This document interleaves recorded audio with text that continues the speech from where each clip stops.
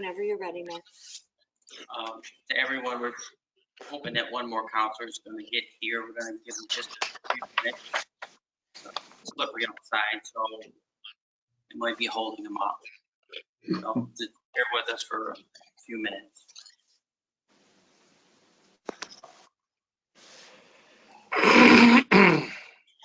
Slippery, all right.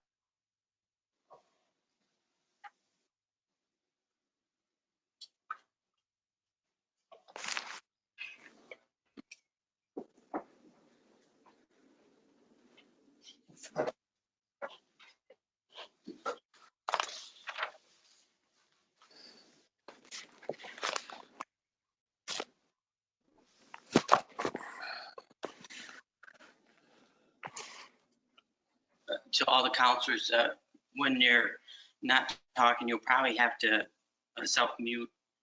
It's a lot of background noise.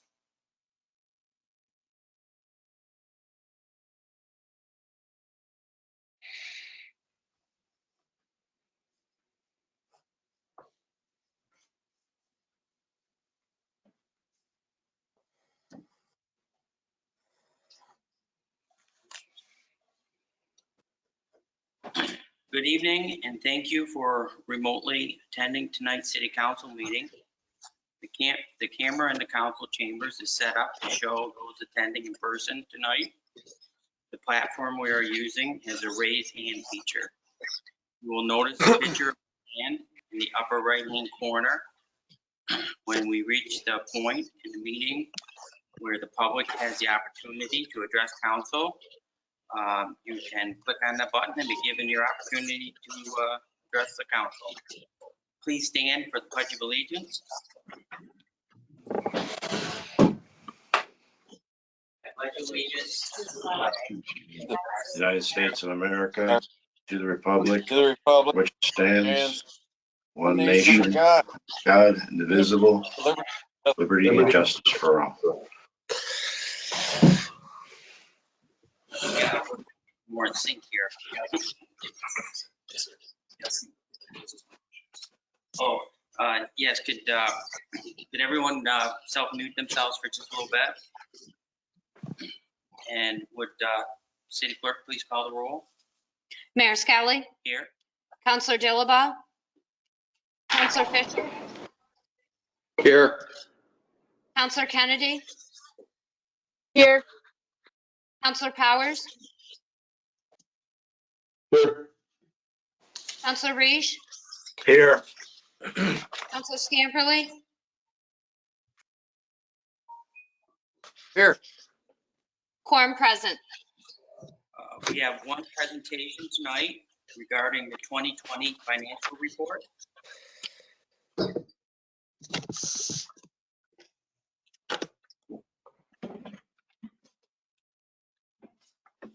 Evening, Angela.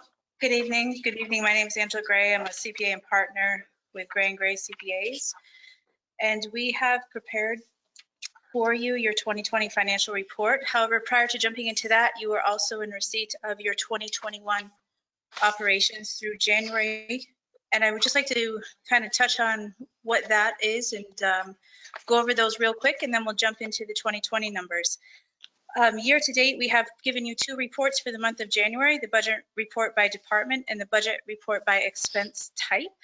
This report displays for you your current budget as well as your fiscal activity, which is your monthly spending, and any variance on the budget. It's kind of hard in the month of January to talk a lot about a budget versus actual report because we've only had 31 days of activity.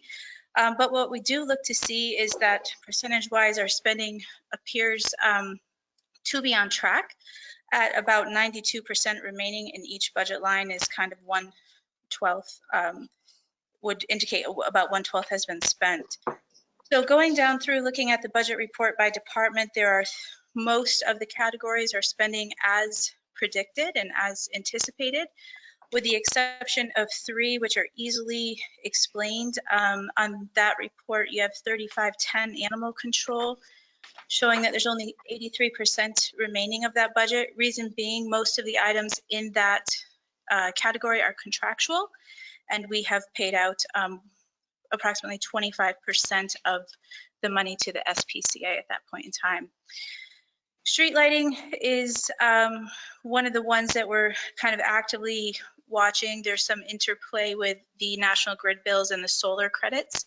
So going into the year of 2020, there was a substantial amount of solar credits that were available to the city, kind of banked up. That sort of leveled itself out in 2020, and we're sitting in 2021 without as many credits at that time. So we'll look at that line as we go throughout the year. And then naturally, the third one is the arena. The arena spends faster in the beginning of the year, and then it kind of, once the winter season is over, that budget will presumably no longer be very active. So it makes sense that we've front-loaded that budget on the arena line for the year to date. We do have a current budget expense equaling revenue of $13.7 million approximately. The budget report by expense type basically takes the 9 largest or the 9 categories. We call them expense objects: personal services, equipment, and it's irrespective to the department, but more so geared on the fund. So it's the same information that you look at on the first sheet, it's just displayed differently. Are there any questions on that? Okay. So to our scheduled presentation, which is the year 2020 financial highlights, everybody should have an approximate 10-page packet in front of them that goes through at a high level much of the activity that has happened in 2020 government-wide. As you look through this report, everything 2019 are audited numbers, so those came about through your audit. We start on page 1 and we talk about fund balance. We start at the beginning of the year with an approximate $2.5 million fund balance in the general fund. The change in fund balance for 2020, and I'd just like to impress here that 2020 is unaudited. Once we go through that audit, there may be some adjustments here. There is still some uncertainty, with the grants and the 20% withhold that we've talked about, that may change how we record those during that audit as time presses on. So we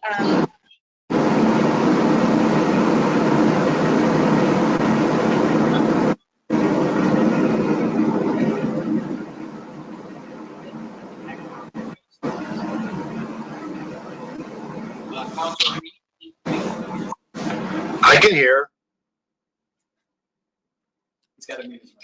Yeah, you have to. I didn't hear any of that. I heard Angela, but I can't hear her now. I know I paused because the noise was so great. So I'm back. We had a lot of background. Starting with the general fund, we had a $2.5 million fund balance at the start of 2020. And we have a change in fund balance of $870,000. That's a surplus in that fund balance. If you scroll to the bottom of page 1, you'll see how we come up with that change in fund balance. We had total revenues of 15 million and total expenditures of 14.4 million almost. So that would be our general fund change in fund balance. Following across the top of the page, the water fund, the sewer fund, community development, and capital all operated in the surplus, whereas the library in Remington have a deficit of $85,000, but that was planned in the budget. We had some appropriated fund balance that carried that through. In the general fund, when we look at fund balance, we have 2 types, and using old terminology, sort of an assigned or restricted fund balance versus an unassigned fund balance, which is now termed the usable year-end fund balance. That for the general fund is 3.1 million at the end of the year, slightly above the comptroller's recommendation for municipalities. Turning to page 2, we look at revenues versus budget. So our total revenues tie back to the front page, $15 million for the general fund, 2.3 for water, 2.8 for sewer, shy of $1 million, which is 865,000 for library in Remington. Community development is 146, and the capital is 21 million. One of the biggest drivers in the capital fund is the water sewer project that you have going on right now. That is 19 million of, almost 20 million of the $21 million. Circling back to the general fund revenue, about 2/3 of the way down the list, we have a category called miscellaneous. Sitting in that miscellaneous is $899,747. And I'd like to chat about that, or talk about that a little bit. For the budget that was prepared for the 2020 year, the final budgeted revenues are $14,495,000. Looking above that, we have a recorded revenue of 15.2 million. So on the surface, it looks as though we have collected $714,000 more of revenue than what we budgeted, and that equals a 5%, almost over 5% in excess of budget number. The one thing to note in that miscellaneous revenue is sitting about $895,000 of monies that represent work reimbursed on the Newell building, and we have a corresponding expense. So in this grand scheme of the general fund, the revenue equals the expense and it's zero impact on the fund balance. However, if you go to the little box at the bottom of the page, looking at the total revenues to date in 2020, it tells a different story when we take out that Newell money. And so that's what we're trying to attempt to do here. Instead of walking away thinking that we've collected revenue 5% in excess of our budget, we've actually had a revenue shortfall of 1.24%. In 2019, in your records, this money was offset, the income and expense was offset in one account, and proper accounting procedures require us to show the revenue as a gross number and the expenses as a gross number and not net the two in one account. So that is the reason for the difference in 2020. That was corrected on audit last year as well. Going over to page 3, we look at our total revenue year over year. So we have a comparison of revenue for 2019 over 2020. Overall, year over year, we have a decrease of revenue of $734,000, and I'm sorry, we have, yes, that is correct, a decrease of revenue year over year of $734,000, tied into two things. One is the miscellaneous category. We have a reduction of revenue of $485,000, and that has everything to do with the Newell building. There was more expenses in 2019 that were reimbursed. And on the state aid line, one of the biggest indicators impacting that is the 20% withhold on the aid to municipalities. So those two items are probably the most significant contributor to what appears to be a 5% decrease of revenue. At the bottom of this page, the water fund, revenue stayed pretty much the same, and the sewer fund revenue had a slight increase of 1%. Any questions on the revenue side? Okay. Turning to page 4, these are our expenses by activity, by fund. And we are here, again, these are summarized on page 1 when we calculate fund balance, but our actual expenditures in the general fund are $14.3 million. Water is 2.1, sewer is 2.3, library is 950,000. Community development, 106,000, and capital, again, $21 million number, which the biggest contributor to that, again, is the wastewater treatment plant. We can see on the surface, if we were to just look at the expenditures for the entire general fund, that we had a budget of $14,495,000, yet we only spent $14,338,000. So on the surface, it looks like we spent all but $156,000 of that budget. But one of the things that we have to do, similarly to what we did on the revenue side, is kind of look at these without the cost of the Newell building in there. We took it out of revenue, so when we take it out of expenses, what we see is that we have only spent $13 million of our $14 million appropriations. And so we have underspent the budget $1,050,000 $50,000 in 2020. So we have a 7% underspending in the general fund. Can you explain that? Sure, no problem. We had anticipated that we would have expenditures of $14,495,000 in the general fund. Taking out the I'm sorry, Sorry? what was that? I'm sorry, Angela, what was that number? So our budgeted expenditures in the general fund were $14,495,000. Right? When you take out the Newell Fund situation, the overall general expenses in the general fund are $13,444,000, which is outlined in that box at the bottom of page 4. So that would mean that if we still had $1 million in theory to spend until we spent the entire appropriated budget, that is a 7% variance.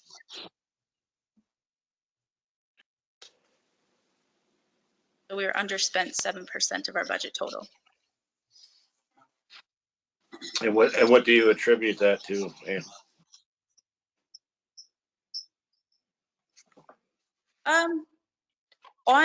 When I look at it in detail, there are certain departments, and unfortunately, I don't have the detail of it in front of me right now.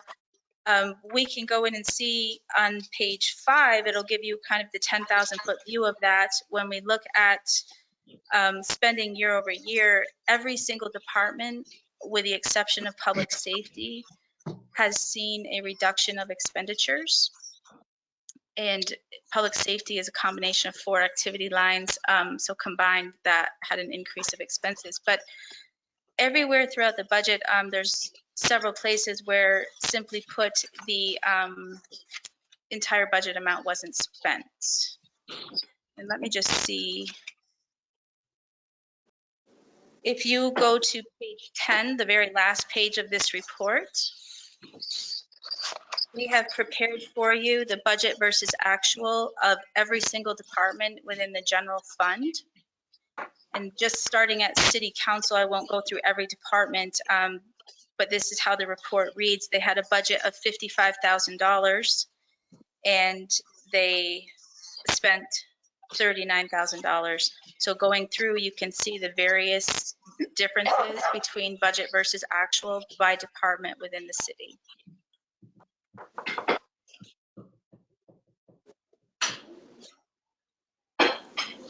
Going back again to page, I'm sorry to jump around, but I think that chart on the last page is helpful. Looking at page 5, we have the 2019 versus the 2020 expenditures. And you can see that we had $15.6 million of expenditures in 2019 and $14.3 million of expenditures in 2020. So an overall spending reduction through 2020 of $1,259,000 or 8%. The water and sewer fund also had reduction in spending to the tune of 11.5% in the water fund and almost 15.5% in the sewer fund. The next 2 pages is just something that you're customary to seeing. It's receivables, who and what funds owe the city money, and that's on page 6. And on page 7, this starts to detail where the city owes money to. Just one note that the taxes due to the school district, which is the second item down on page 7, at the end of the year, the school was owed $162,000 and the county was owed $825,000, and those are all for taxes to be paid over. The second half of that page shows the lease obligations that were sitting within the city at the end of 2020. On a positive note, there were 4 leases that were paid off in the 2020 year, so those are no longer an obligation. We added 3 new leases. These leases that we're adding are for vehicles, and all of which are for a portion of those leases reimbursed by the FRB. So turning the page to page 8, this is our debt summary. We start 2020 with $7,219,000 of debt. We end with $5,015,000. One of the big paid off items was in quick borrowing was a tax anticipation note of $1.4 million. We also had a band with a payment due of $300,000 get paid in 2020. And on all of our other bonds, we paid down $504,000 of principal. So just to summarize the bond line, we entered the year with $3,819,000 of bonds, and we end the year with $3,315,000 of bonds. This is prepared a little bit differently than what you're used to seeing. We actually show you in the second column the allocation of the bond by fund. I think in prior presentations, this has been reported as, a 2012 multi-purpose bond with an outstanding principal of $740,000, but it actually impacts 3 different funds on that particular one as an example. The next page is a summary of tax rates that takes your tax rates through about 21 years of history. So it's showing our current tax rate within the city per 1,000 is 17.87%. And the last page, again, we've already looked at a little bit, but it basically goes through differences budget versus actual. And I've kind of outlined for each of the ones that would have a material difference between budget versus actual, what the contributing factors to that are.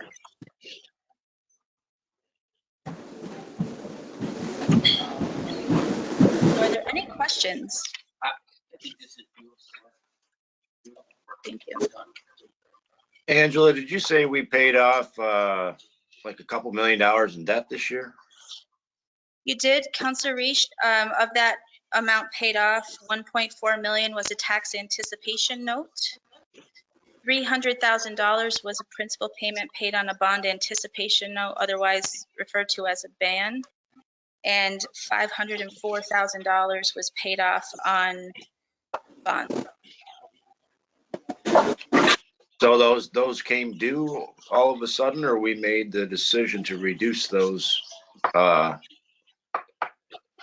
debts? No, they come due. The bans as well as the bonds have a defined repayment schedule, and all of the bonds, well, there's 4 bonds presented here. The last 2 bonds, 2018 and 2019, you're required to a certain window of which you can refinance a bond or pay off a bond. And so all the bonds in the city right now are sitting in the state that we're committed to the repayment terms that were negotiated at the time of getting that bond. I do remember Tim Johnson saying that 1.4 million, we usually take that to pay the school. Correct?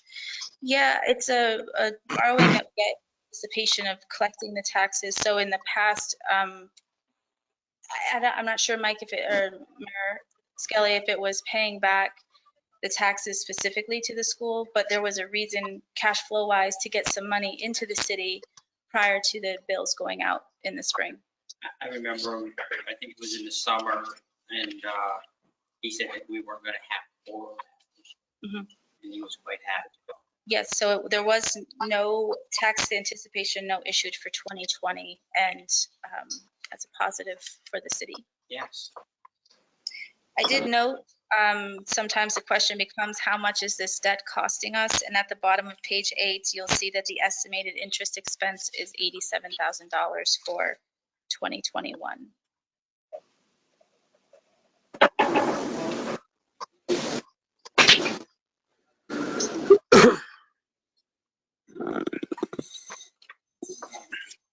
Does anyone have any questions? Oh, Angela, on page Yes. 7, where it says year-end 2019, accounts payable, and then year-end 2020. It's right at the top of page 7. And then it says taxes due school district, taxes due county. Those numbers are years that have added up, correct? What we owed? Yes, let me talk about school district first. School district in 2019 included, just going from memory, Counselor, about 3 years of one property that filed an Article 7 proceeding, which is the ampersand property. And in 2019, the school was paid back in installments to make those taxes whole. So there was a little, and I don't have the dollar amount, but there was a small amount of the 2019-20 school taxes that was actually paid in 2020. And that's why that number is a little bit higher than the 2020 number. In 2020, there are 4 years, they amount to approximately $40,000 apiece, but some are 38, 39, and then, but on average, $40,000 a piece related to the ampersand hydro property. That those school taxes have not been collected by the city or the school. And there is an article, what's referred to as an Article 7 or an assessment challenge on that property. So that is cool. Go ahead, sorry. Is that still happening, that challenge? Or I thought the city made a deal in terms of lowering their assessment and their taxes on the ampersand property. There's 2 components of that, Counselor. There's the school taxes and there's also the royalties that they pay to the city on the hydro income. So the deal, and I think it was back in 2016 or 17 that the city made, was on the revenue side of that coming in as hydro income into the city. So there is a agreement that I believe ends in 2020 or 2023 that's kind of gave them a reduced payment to the city for their revenue. The other side of that is the school taxes that they are challenging, and so they are 2 separate issues. That property is exempt from city and county, and so they filed to have a 0 assessment for school as well. So how does the city deal with that when the city has to make the school and the county whole? So if they're looking to reduce their assessment. The assessment challenge happens at the court level, and there's, I believe, 4 active petitions out there that eventually have to get issued and dealt with at the court level.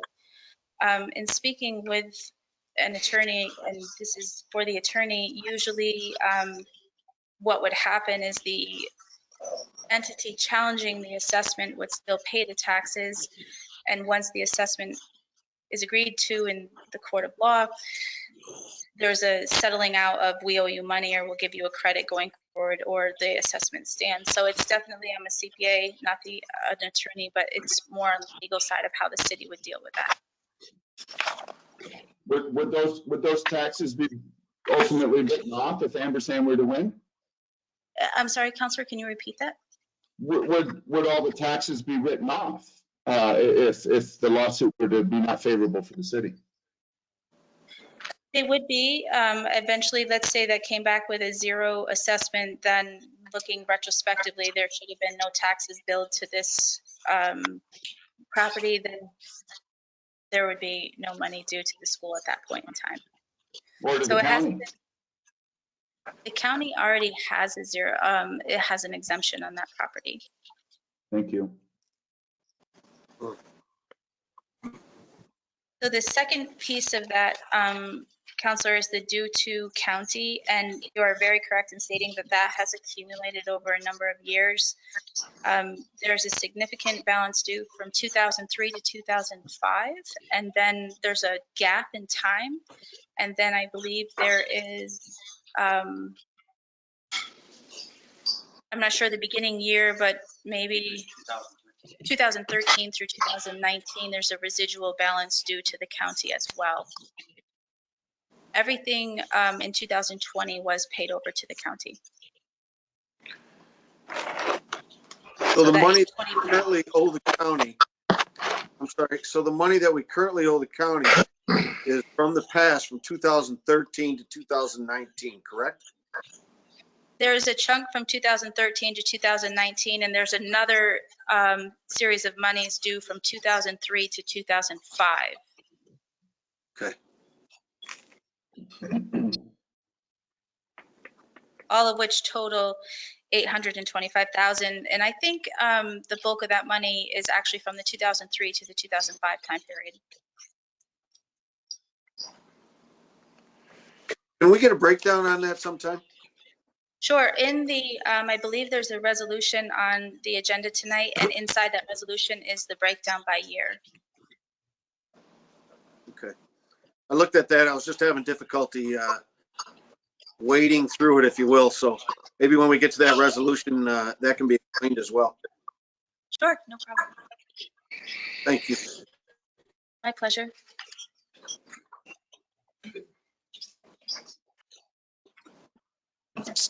I want to say thanks to Angela for really digging in last year, obviously helping us get the budget prepared for the year and then helping us get finalized. Now, one comment I want to make, we're a little more than $1 million underspent. That wasn't by accident, and that wasn't by things we just didn't spend in the departments.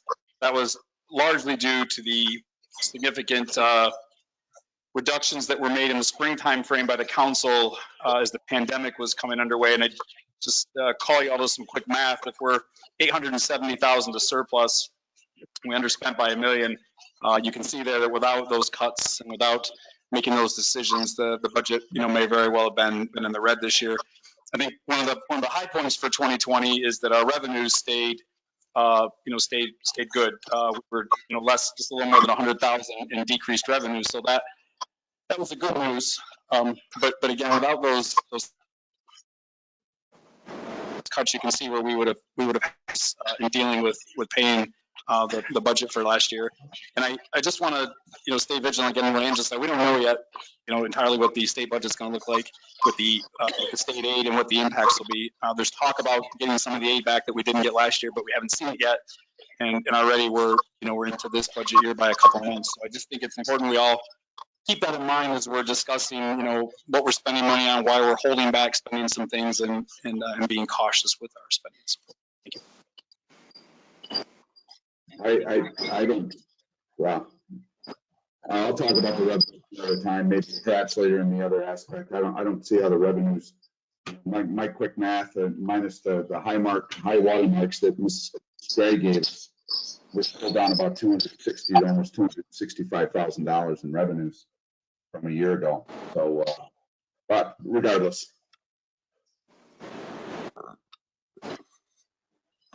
I think, no, Counselor, actually, it's a good point. We actually did have some additional revenue on the sales tax side. So again, as we look at where the surplus was generated from with the under expenditure we had, again, when you do the math, you'll see that without reducing those expenses, even with that revenue increase, we would have still been in the red coming into the end of the year. Good decisions.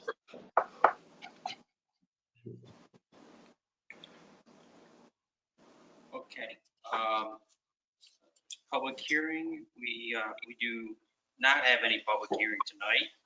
So this brings us to personal appearance. At this time, anyone attending remotely, use the raise hand feature and you'll have 5 minutes.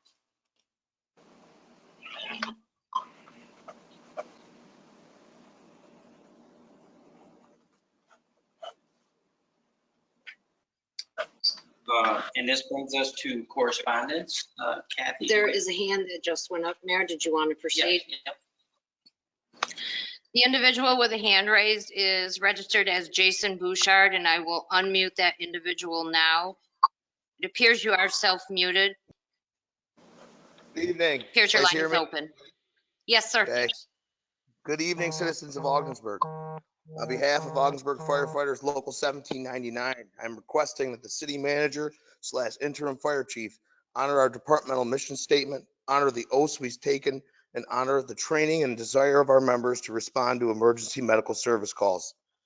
In December 2020, 2 of our qualified EMTs responded quickly to a 911 call and provided necessary medical care and assistance. Upon returning, we were informed that despite asymptomatic dispatch information, this particular patient later tested positive for COVID-19. Adhering to the interim fire chief's directive, the city manager was immediately contacted by the on-duty officer to inform him of the situation. Within minutes, preconceived instructions from the city manager were to immediately cease OFD response to all emergency medical calls. While later slightly amended, severe restrictions were and have been imposed on our departmental response, a response considered a vital service that citizens of Ogdensburg have come to expect and appreciate. In his latest, completely fictional piece of anti-fire departmental driven propaganda, the city manager indicated, quote, Local 1799 wants to respond to every EMS call to increase its response statistics to offset the continued reductions in calls for primary services. I am only concerned for public safety and protection of the community, end quote. While totally contradictory in nature, this phrase does represent a rarely found modicum of truth from the city manager. Local 1799 and its members do, in fact, want to respond to every call because we have promised you, the citizens, that we would. Our union prides itself on the pledge and the fulfillment of our mission statement. However, this is where the city manager's truth ends. He indicates that we wish to do so out of the desire to increase the number of calls we go on. Once again, he's looking at our citizens and its employees of the city as numbers, while dubiously claiming to care about us. You are our friends and our families. We have and continue to serve the city, our city, because we love to. If the city manager was truly concerned for public safety and the protection of the community, as he indicated, he would understand the helplessness and neglect felt by our members, ordered to not respond to our beloved citizens' cries for help. Other towns and villages and cities are sending their fire departments to help with EMS calls. Why not us? Let us go help. We are qualified, we are willing, we are vaccinated, we are trained, we are protected. Looking at a list created at City Hall to decide whose emergency qualifies for our response is in no way a concern for public safety and community protection. Ogdensburg deserves better.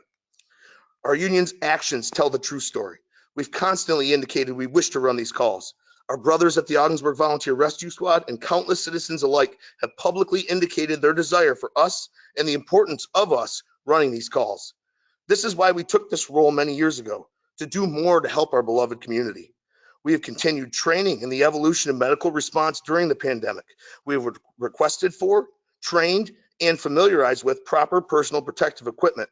We have vaccinated, yet we are ordered to stand by. Why won't you let us help?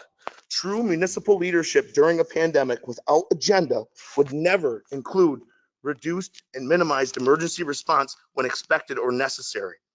Rather, true emergency leadership would prioritize training and familiarization for employees and citizens alike for safety and quality of life purposes.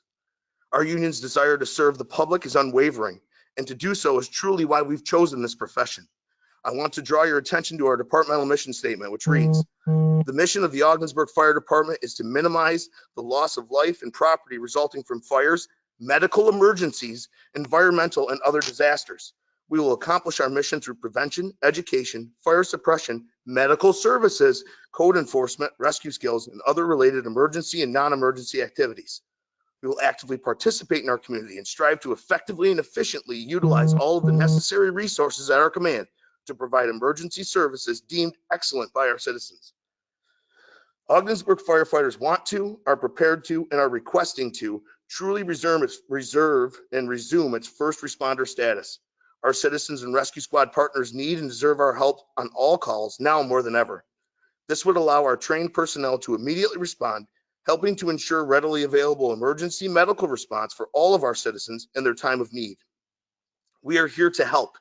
We want to help. We sincerely hope that city leadership would never attempt to gamble on the emergency needs of its citizens. Based upon the continued steps and obvious willingness of our union to appropriately respond to citizens' medical emergencies, denial of our proposal shows true intent. Not only contempt for the mere existence of our department and services, but a complete disregard for the safety of the citizens you swore to represent. I thank you for your time. This brings us to correspondence. There's another Yeah. Do you want me? Okay. The next individual is registered as David Price, and I will unmute that individual now. It appears your line is open. Good evening, council. I just want to point out some things I had heard from the accountant's report. I'm not going to make reference to Groundhog Day. You know, I know that sometimes you guys wait for me to do that, and I'm not going to do that this time. However, I do know this council has a propensity for blaming past councils for the problems that they're in. And I just wanted to ask this council, you don't have to answer me, I know it's not a question and answer session, but if you wanted to raise your hand and tell me, were you in office between the years of 2003 and 2005? Please raise your hand. You know, indicated by the fact that no one's raised their hand, I'm guessing no one was in office then. However, I listened to that accounting summary about when those St. Lawrence County taxes all came due, and the bulk of them, as she said, came due at that time. My quick math came up to $520,000 of that amount occurred during that time. So, you know, in the future, when you look to blame whomever for the problems that face the city, maybe we can narrow it down to exactly who was in office at that time and then point that out. Also, I noticed that we were working hard to try to show that the cuts that were made in 2020 really helped to improve the budget process going forward. I would ask you, those cuts, will they lead to other expenses that could perhaps counteract what you saved? I know, and you guys probably know this, I know through FOIL requests that I send in that I'm able to see that lawyer expenses have gone through the roof. Like we've got legal expenses that are climbing well beyond what they were in the past. And I watched the police arbitration hearing. You may know that. I made some of those videos available on my Facebook page. And I looked at those expenses and I thought, you know, if we hadn't made those cuts and those changes to the charter, would it have cost us so much? You know, I think when we look at some of those great decisions, I think somebody said that, great decisions that were made in terms of those cuts, maybe we need to look at them a little closer and say, were they really great overall? Because did they result in overall savings, or did they put us in a further bind? You know, did they potentially put us into legal troubles into the years to come, where we have to start to pay back arbitration wins for unions into the future budgets? I know when I came on to council in 2016, one of the biggest issues we faced right away was an arbitration ruling that was unbudgeted for. And that put us, you know, behind the eight ball, and we had to then start really making changes to adjust our budget. I'm hoping that these great decisions that we've made don't come back to bite us in terms of legal fees and arbitration losses and lawsuits, possible arrests. I mean, who knows where we're going with this? You know, I mean, I would rather see us all operate above board, you know, and keep the production going, you know, in a positive direction. So, you know, I think we need to really, you know, pay heed to the CPA's report here to see exactly where the right decisions are made, where some potentially poor decisions were made. And as we make decisions going forward, you know, remember that, you know, everything that we decide is always available through a simple process where you write a letter to the records officer at City Hall and give the information that you need. So, thank you. There are no other hands raised. Okay. Do we have any correspondence? We do. We have 2 letters. We would like to address mayor and council with regards to those who have been calling in and writing letters during the council meetings. The name calling, negative comments, and loud distractions are rude and cruel. Some of these will stay with our city manager, mayor, and council members forever. Is it really necessary to behave with such cruelty? Can you not get your point across without this kind of behavior?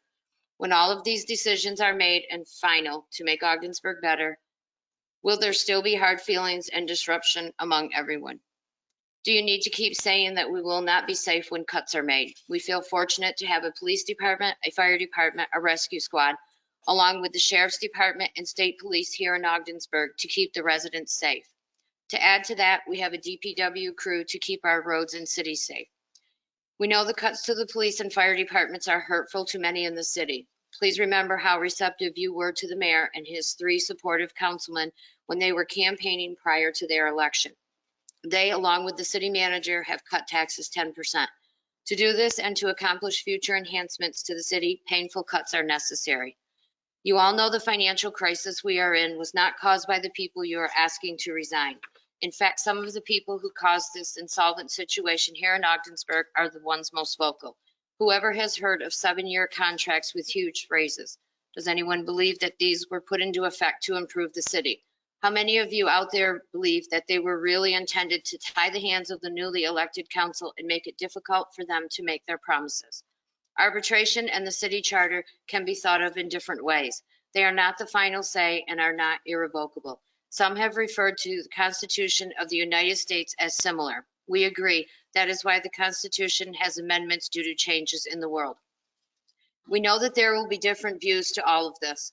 The way it has appeared throughout the county is that only those speaking have the only view. That is not true. There are many taxpayers out there who are either intimidated or will only speak when it is time to vote. It is time for all of you to stand up together and let those fighting for you know you are with them. Do not let them sneak up and get rid of those with the courage without your vote. Now we will say thank you to City Manager Stephen Jelly, City Planner Andrea Smith, Mayor Skelly, Councilman Fisher, Reish, and Dillabaugh for having our backs and trying to make improvements under such turmoil. We would also like to thank Kathy Jack, City Clerk, and her assistant for making it possible to attend all these meetings virtually. We really appreciate being informed on how our city is progressing. Thank you for allowing our thoughts to be heard at this meeting. Stay safe, healthy, and well. Dean and Diane Hebert. To City Council, the city manager has asked for others to give him answers or solutions if they have them. Here's one on how to pay for bringing firefighter Jake Thornton back to work. 3 different pages are included. Number 1, a page from the city's 2021 budget, page D7. It shows the total salary expense of $1,479,028 budgeted for 21 positions on the fire department. Number 2, a page showing the salaries of the 21 members who are currently active, along with the addition of Jake Thornton's salary. The total of the 22 salaries is $1,454,574. Number 3, a page provided by the city that shows line 1, what the projected total cost for Jake Thornton is in 2021. It comes to a total of $91,022. So as shown above in numbers 1 and 2, and on the included pages, the total salary cost in number 2, which includes bringing Jake back to work, is $24,551 less than has been budgeted for 2021 for salaries in the fire department. The $24,551 could then be used to cover other costs associated with his reemployment listed on page 3.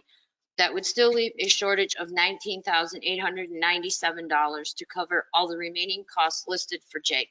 But that shortage is easily made up by the savings to the city for no longer having to pay unemployment for Jake and not having to pay hazard pay to one shift on the fire department. Hazard pay is currently being paid to the 5 members of the shift Jake would return to. Those 5 members are all receiving $3 more an hour. That equates to paying $31,200 a year if it were to continue. Bringing Jake back would cause the hazard pay to cease on that shift because they would then have the required 6 members assigned.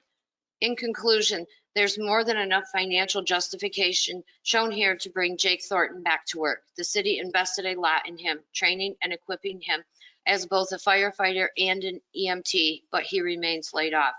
What sense does it make for the city to take the chance of losing that investment if he moves on, especially when bringing him back is easily covered financially? With that, I ask that council do the right thing and bring him back to work. One other solution that the city manager may need to be reminded of is applying for the SAFER grant. There's 18 days left until the application deadline on March 12th. 4 firefighter positions could be funded with the grant. I hope the city is working on applying. Thank you, Ron Bouchard.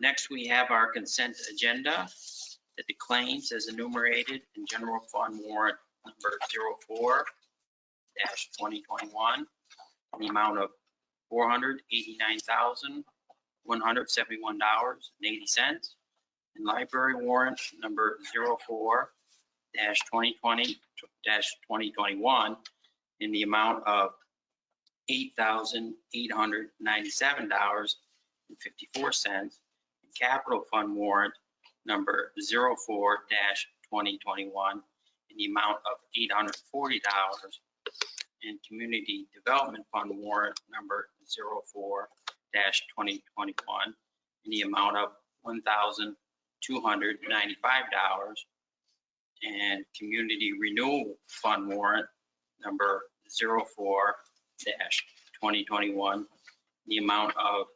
$2,106 as audited. Be and same hereby are orders paid. I so move. I'll second it. Would you please call the roll? Mayor Skelly, Yes. Counselor Dilaba, Yes. Counselor Fisher, Yes. Counselor Kennedy. Yes. Counselor Powers, I was hoping for some discussion here, but you know what? I'll put something in an email to all the council and to the Gray and Gray, along with the city manager, over some expenditures here that appear to be new to me. So I'll forward that on shortly thereafter. So, yeah. Counselor Reish,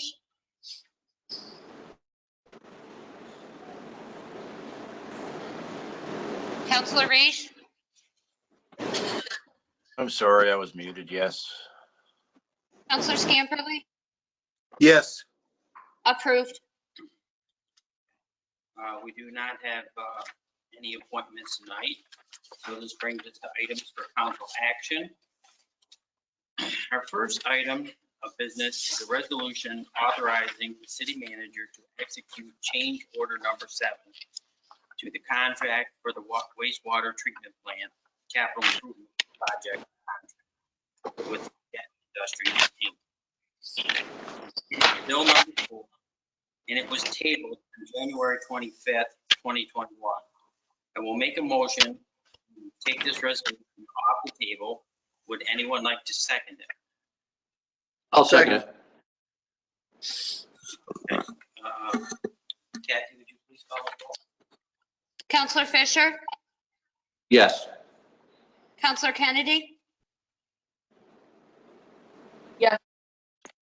Counselor Powers, No. Counselor Reish,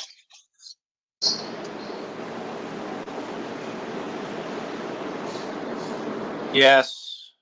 Counselor Scamperly, Yes. Mayor Skelly, Yeah. Counselor Dilaba, Yes. approved. Our city manager, Stephen Jelly, has some new information regarding change order number 7. Good evening, councilors. On the change order 7, we are requesting tonight to modify that to remove all of the additional items, the pump stations, the waste receiving station, all the large ticket items. What I've reduced that down to this evening for your consideration is $31,593.59 of what I call in progress changes. There's the, portion of a thickener pipe that needs to be replaced, the bathroom sink that needed to be added, and of course we changed the milestone for it. So these are things that they're just in progress, small change orders that need to occur. So to keep our paperwork straight in this, that's why I've asked change order 7 to be taken off the table, modified for this, these small changes here, so the contractor can move forward. And we will continue to take council's direction, and we're working on alternate ways to fund the alternate items. Andrew and I will talk a little bit more tonight when we get to the grant section, just about grants we're applying for. But just a quick thumb sketch there in this is that we are looking at 3 major areas in which to find grant funding to fund those additional items. So I want council to know this is just an in progress change order that needs to occur to keep us moving. And we will reapproach those other items that were part of this original change order 7 at another meeting. Wonderful. I will make a motion to amend this resolution. Can I get a second? No, second. I think Bill beat you. Would the clerk call the roll to amend resolution? Counselor Kennedy, Yes. Counselor Powers? And just for clarity here, so we're gonna be going with a change order to the tune of about $31,000. And so- Yeah. in light of pulling the last resolution that called for 5 million, which ultimately might cost us, if we're continuing the project, I'll support the 31,000. Yes, that's what we're doing. Yes, Mike, they think there's a possibility of some grant money to help with that. Voted yes. Counselor Reish? Yes. Counselor Scamperly? Yes. Mayor Skelly? Yes. Counselor Dilaba? Yes. Counselor Fisher? Yes. Approved. Would the city clerk please call the roll for the resolution as amended? Counselor discussion? Powers? Yes, Dan, would you like, yes, we can have discussion. I just have a couple questions. Are we still under the DEC consent order, and are we being fined for prolonging the project more money? And is there any idea as to how much the estimate will increase? We know that the construction costs, because of the COVID and everything else, have increased around the world. I'm certainly going to support this resolution because it's coming in at the old bid that was made 2 or 3 years ago, maybe even 4 years ago, at those costs. And I appreciate the contractor still honoring that. And so my big question is, have we anticipated how much construction costs will increase since council has asked for it to be rebid? So, Councilor Scamper, the answer is yes. We're working on all those details. I'm not prepared to make a recommendation yet that we do rebid it. What we're doing right now is taking a look at all these grant opportunities that have just opened in the last couple of weeks. One of them being the Northern Border regional grant opportunity that has increased from a normal limit of 500,000 to $1 million. So we're trying to flesh out some of these grant opportunities. We've had some discussion with Senator Schumer's office about going back to USDA to see if we can revisit some grant money from there as well. So I hope to be able to keep the project on target, on track, but just trying to root out these grant opportunities and see if we can defray some of that cost. One of the things that I can add in there right away for everybody is we're about $5.1 million for that change order. But one of the things now we're discussing with the state is that the state will fund if they want it, the renovation to their pump station done, which is $1 million. So already our bill is down to $4 million that we're looking for to complete some of those items. So the more we dig into this, I think the more detail we'll have coming back. It'll take Andrew and I a little bit longer to get all these different options worked out. Whether we continue the project the way it is and use money we have, whether we find incremental money to fund it in different parts. There's just a lot of scenarios we're trying to work out. And certainly Councilor Scamperly not delaying a lot longer because, as you said, the contractor has been certainly generous to us at this point, honoring these prices on alternative items. So we're trying to make sure we take advantage of that and we keep the project flowing without increasing the debt. Thank you, contractor. Thank you, Dan. And I convey that with Jet and the contractors as well. How quickly do you think you can get a turnaround with these grant proposals?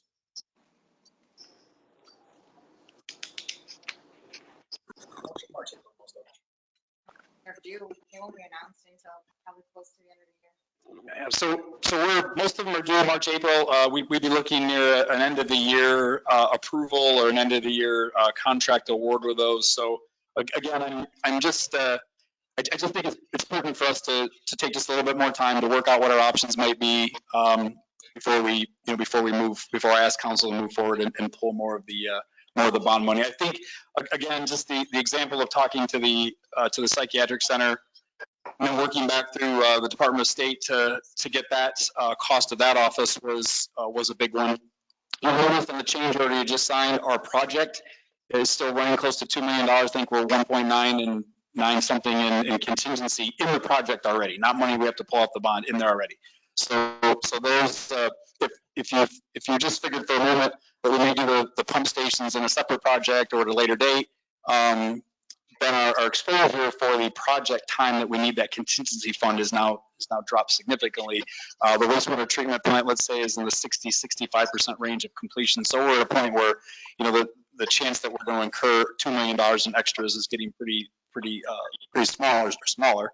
And then we could potentially just redirect some of that contingency money that's already in the project. So I just want to take a little more time and work through all this and figure out what the real possibilities are.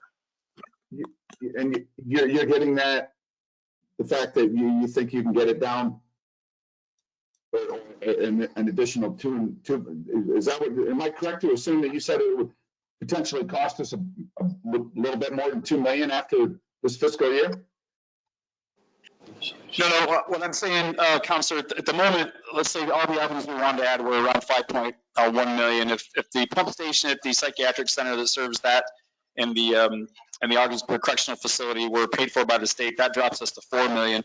If we've got close to 2 already in the contingency fund for the project, already money that's in there that we could quickly dedicate to that, then we're only looking for a couple $1 million to move the rest of it forward. So that's just the part that I want to find the most efficient way to do that.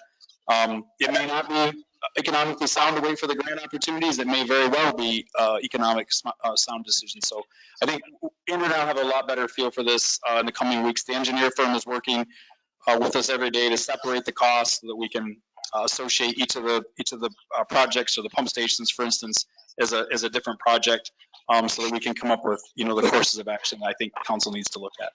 I think, and again, certainly the course of action that we put on the table using the current bond money that's in there is an option and remains a course of action. But I think, I don't think there's any disagreement amongst us. If we can avoid, $2 or $3 or $4 million worth of debt added to that long-term bond, we certainly want to do that.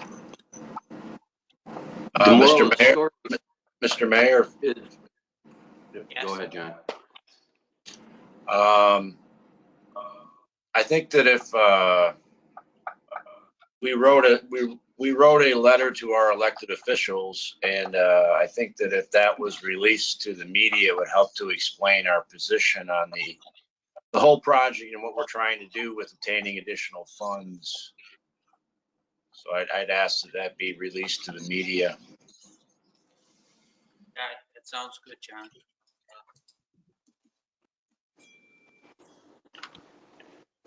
Mayor? Yes. No.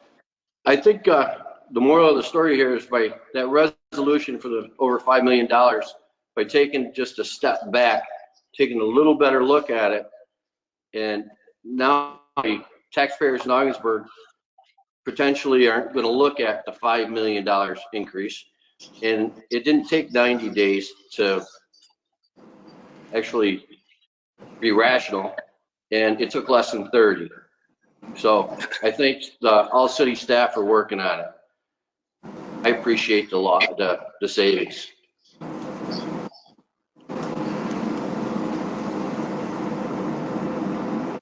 Discussion, anyone?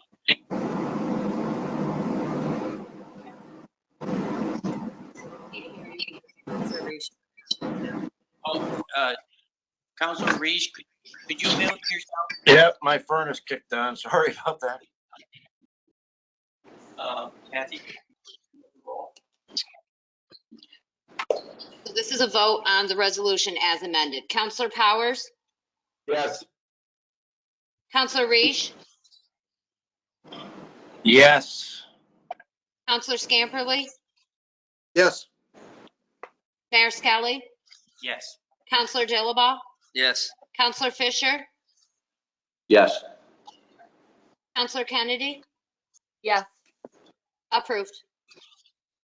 Our next item of business will be read by City Manager Stephen Jelly. A resolution directing payment to St. Lawrence County for old property tax amounts owed. If you turn your attention to the next page, I think as we talked earlier, Councilor Scamperly asked for the breakout from which years the taxes are owed. It's all listed in this resolution here, and I'll go ahead and read it now. Whereas the City of Ogdensburg elects to make St. Lawrence County whole on all uncollected St. Lawrence County property taxes, and Whereas the amount due to St. Lawrence County has remained unpaid for 2003 through 2005 and 2013 through 2019. Now, therefore, be it resolved that the Ogdensburg City Council hereby directs payments to St. Lawrence County totaling $825,827.87, representing the full satisfaction of previous year's St. Lawrence County property tax amounts owed as follows. 2003, $40,000, $82.51. 2004, $298,652.21. 2005, $180,830.85. 2013, $31,452.14. 2014, $30,879.51. 2015, $6,850.21. 2016, $39,891.68. 2017, $56,053.42. 2018, $58,643.72. 2019, $82,491.62. And be it further resolved that the payment terms of this obligation will be mutually agreed upon between the city manager and the St. Lawrence County administrator so as to not negatively impact the cash flow of the city. And be it further resolved that this obligation will be repaid no later than 18 months from the present date. And be it further resolved that the funds to pay these liabilities shall come from the general fund. I'll make the motion for that. I'll second that.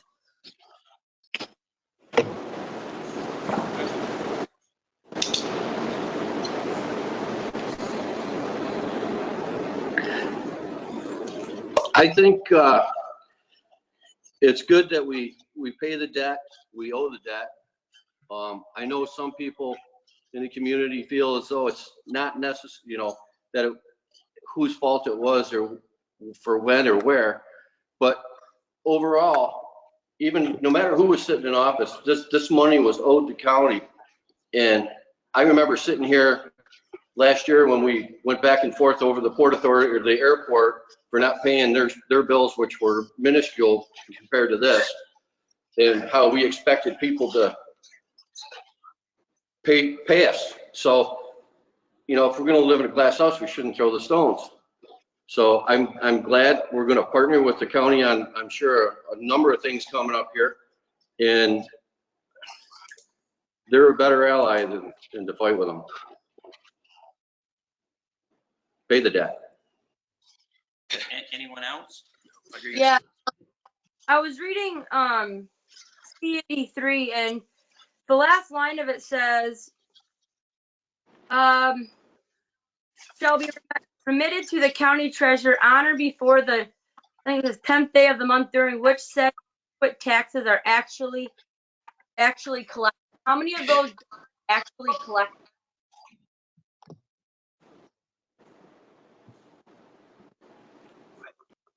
Councilor Kennedy, can you try it one more time? It was just a little broken.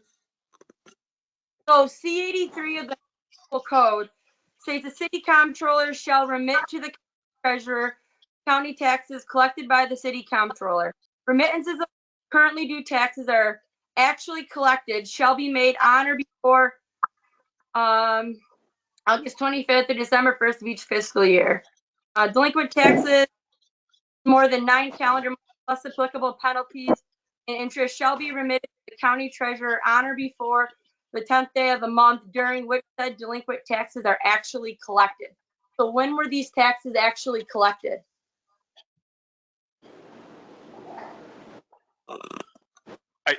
So the amounts represented here, Councilor, are amounts that were not collected. So this would have been, in theory, excuse me, and I don't know the specific breakout of which taxes weren't paid, but these were taxes that came back to us that weren't paid, and this is the balance that the county is owed on each of those years. So you'll notice we dropped back to 2019. That amount, or that year, since we're in 2021. So essentially, this would be the year that we would most likely move that property along, or we would end up in possession of it because no one's going to pay the taxes. So I'm not sure I follow exactly what you're looking for, but these are verified amounts between us and the county for each of these years that were verified in each of these years that were owed. Steve, the amounts there had to been more owed, and there was payments, but that amount was not paid in full. That was an amount left outstanding.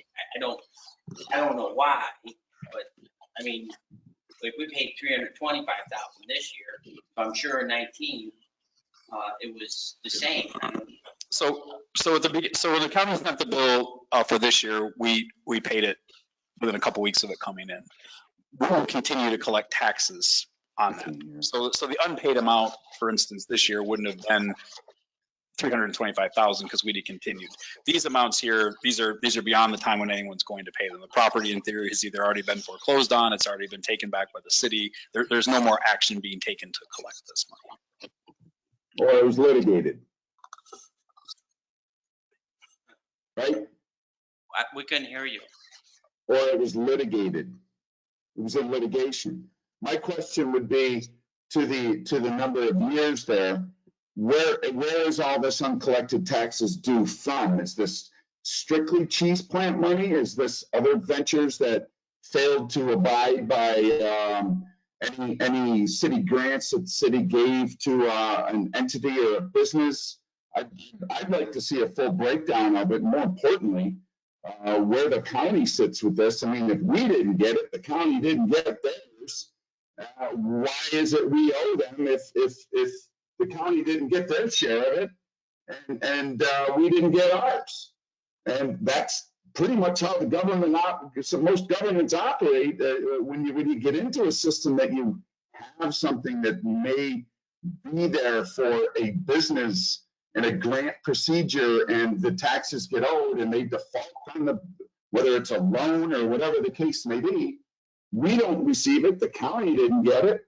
And I'm wondering what negotiations we might have had with the county to offset this $825,827.87 to make this whole, and instead of paying the whole fee where they didn't get their fee either. Are we paying them and now they're not getting their revenue? Are they going to come back on us to get the revenue that they didn't get, other than what we charged them?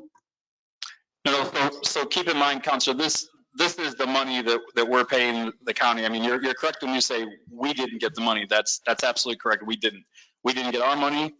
We most likely didn't get the school tax money for this. So we made we made all those whole. These are the amounts, and again, everybody's recollection of this seems less than absolute. That's how I'll characterize it. The county administrator and I've had discussions also with the county treasurer.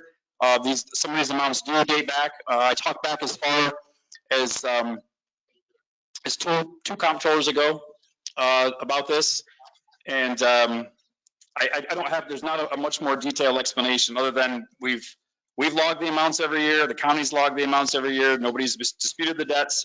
I did have discussion with the county about what our options were. The county has not charged us interest or penalties on these. They were not interested in a discussion of a lesser amount. I really broached two areas with them.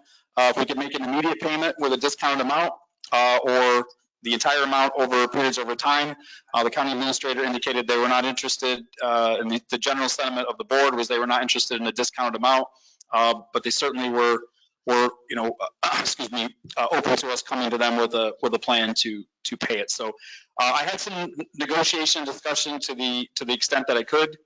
Again, the debt has been affirmed year after year in our own audit. So I just don't see a way that we're going to be able to do anything but pay this. The statute of limitations from the legal review from the city attorney and talking to the county attorney, we didn't see where that's going to apply because again, we have one city manager or another, one official or another, every single audit from this period forward has acknowledged these debts, and I think the statute of limitations gets reset every year. So I didn't find any other option for us other than addressing this matter and coming up with a way to pay it off.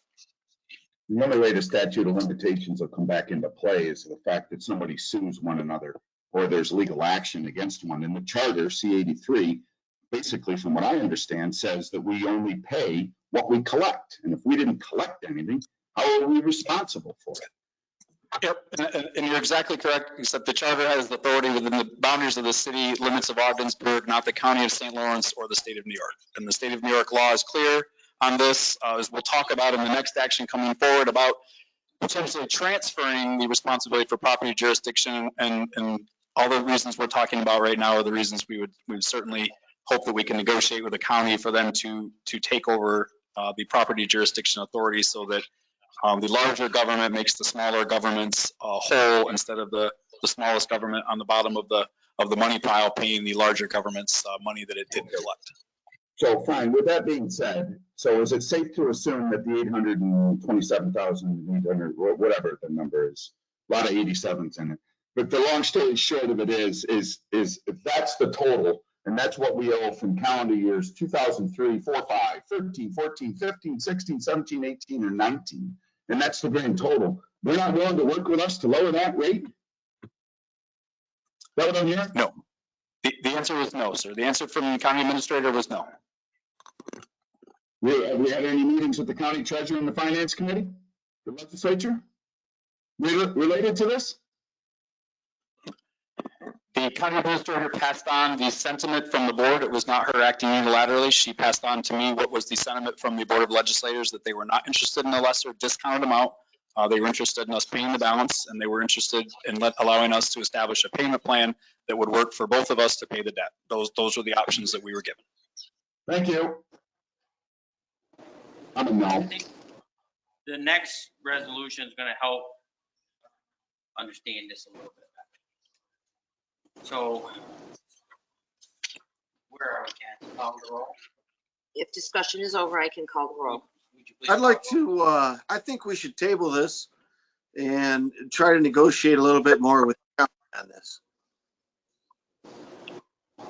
I'd like to see the minutes to any meeting that may have taken place with any finance committee or any legislators, and maybe even bring this bill over to one of our meetings for the county treasurer and have them address it. And actually, maybe even have the city attorney for once review what our obligation might be here. And I was wondering, what's the vote by the legislator to not be willing to allow out? Was that public? Because the law has to be made publicly. If that was a publicly made vote, or We're going to need. Asking if it was a public vote. So again, council, I can go back to the county administrator and say we'd like to take another stab at the apple if the council would like to negotiate. I would say that we should consider this as part of the grand scheme of things we have going on with the county right now. I don't think there's any reason to not discuss the notion that we are in the midst of very difficult negotiations or failure of negotiations on the sales tax reform. I don't think it's any real mystery how this long-term debt that has not been being acted on by either body for many years is all of a sudden being tossed up now. I also don't think it's in our best interest to continue to let it linger and impact the negotiations that we need to have on many other issues, because it, quite frankly, it appears to me to be the actions of some on the county legislator to do anything to prevent or forestall any negotiations on other topics that we need to move forward. So I certainly yield to the council's direction at some point. I did converse at length with the city attorney about this. My recommendations are based on his recommendations, as well as my discussions with the county administrator, the county treasurer, and our attorney's discussion with the county attorney. So I can certainly go back and express the council's wishes. I just need to know what those are. I'd certainly like to see what Mr. Goldie's got to say, and I'm not discounting anything that you're saying, Steve, but at the end of the day, I think going forward, being responsible for a chunk of change that we never collected, I don't believe that ultimately, regardless of the relationship we have with the county right now, is going to hinder our ability to negotiate this delinquency, if you will. And I guess another question I have real quick is if this is how they're going to treat delinquency, there'll be no play come tax time, come January with the county. That's safe to assume? we just paid them $325,000 in 2020. I asked a very clear question.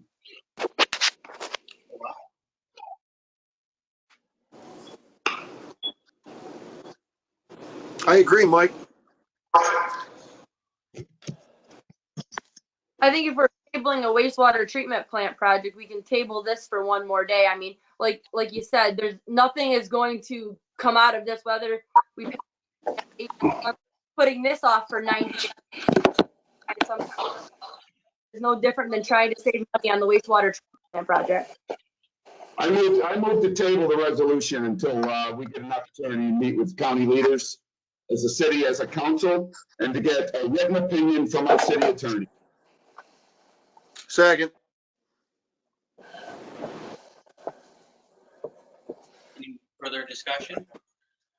I mean, I just want to say this pains me too, because, you know, we made a lot of hard decisions this last year, and we take a lot of personal attacks with them, and, you know, it's money just, you know, paying past debt. But I do believe, oh, if we owe it, we pay it, and I don't like, I think maybe it's been leverage also over the city, and I don't know.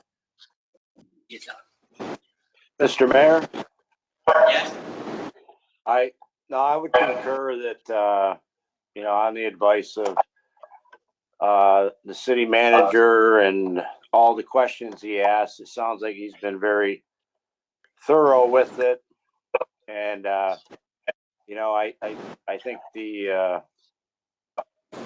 well, I think it's been tabled since 2003, if I'm not mistaken. It's time to pay up. It hasn't been tabled, John. It wasn't tabled. There was money we never collected. It wasn't tabled. Nothing in a resolution form that was tabled. The only thing that's on that resolution is to pay it. And I've got a motion, a resolution to pull it off the table until we get an opportunity to set. That's what's on the dais right now. Right. I agree. Kathy, could you call the roll to table it? Counselor Reish, No. Counselor Scamperly, Yes. Mayor Skelly, No. Counselor Dilaba, No.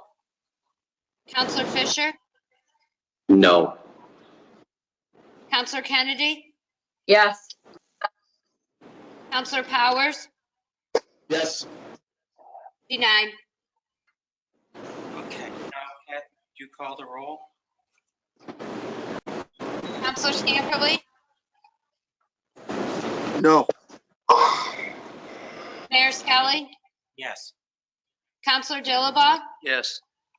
Counselor Fisher, Yes. Counselor Kennedy, No.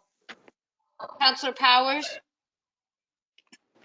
Based off information that I've yet to receive, whether it be from the city manager and or the city attorney and or the county leaders, I'm a no. Counselor Reish, Yes. approved. Our next item of business will be read by City Manager Stephen Jelly. I'd first like to say something on this.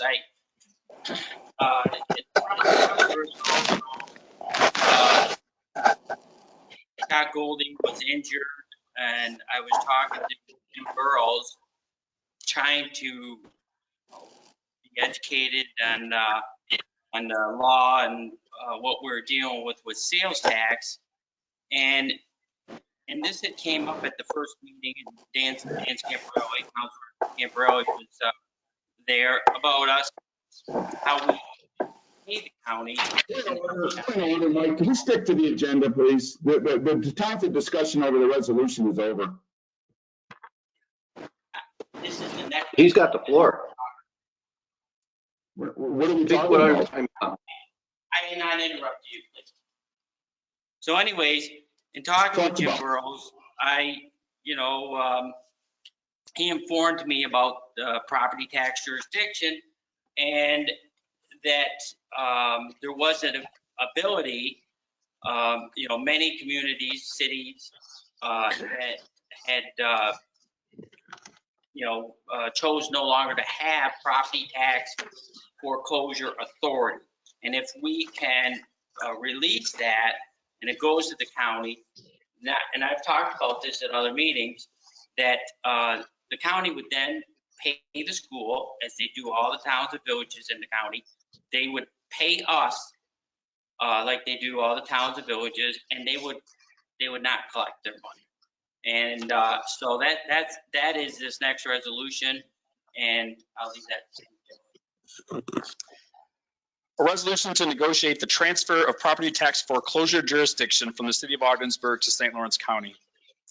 Whereas the city must pay unpaid delinquent property taxes to the Ogdensburg School District in St. Lawrence County, and whereas this obligation creates an additional financial burden that the city cannot continue to support without annually borrowing money, and whereas the city is the only city, town, village in New York State, that is known that retains this authority of property tax foreclosure jurisdiction, and whereas New York State has passed legislation that allows cities, towns, and villages to transfer such authority to their respective counties. Now, therefore be it resolved that the city would like to work collectively with any and all agencies of St. Lawrence County to negotiate the transfer of property tax foreclosure jurisdiction from the city to St. Lawrence County. And be it further resolved that the city manager will work with St. Lawrence County to accomplish this objective and shall provide regular updates to council on the progress implementing this plan. I'll make a motion for that. I'll second that. It's got nothing to do with the other one, but Discussion? So I'm curious as to the new legislation, what it is that obviously New York State must have passed a law reversing this apparent situation that the city's been in for quite some time. What is that law? I do support, absolutely support this, by the way,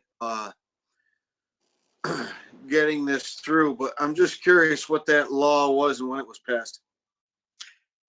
Councilor, I'll send it out to each of you. It was the 1994-95 timeframe when the state paved the way for this to happen. So instead of enacting legislation that would be community for community, the state passed a blanket, law at that point that allowed communities to opt out and to the county.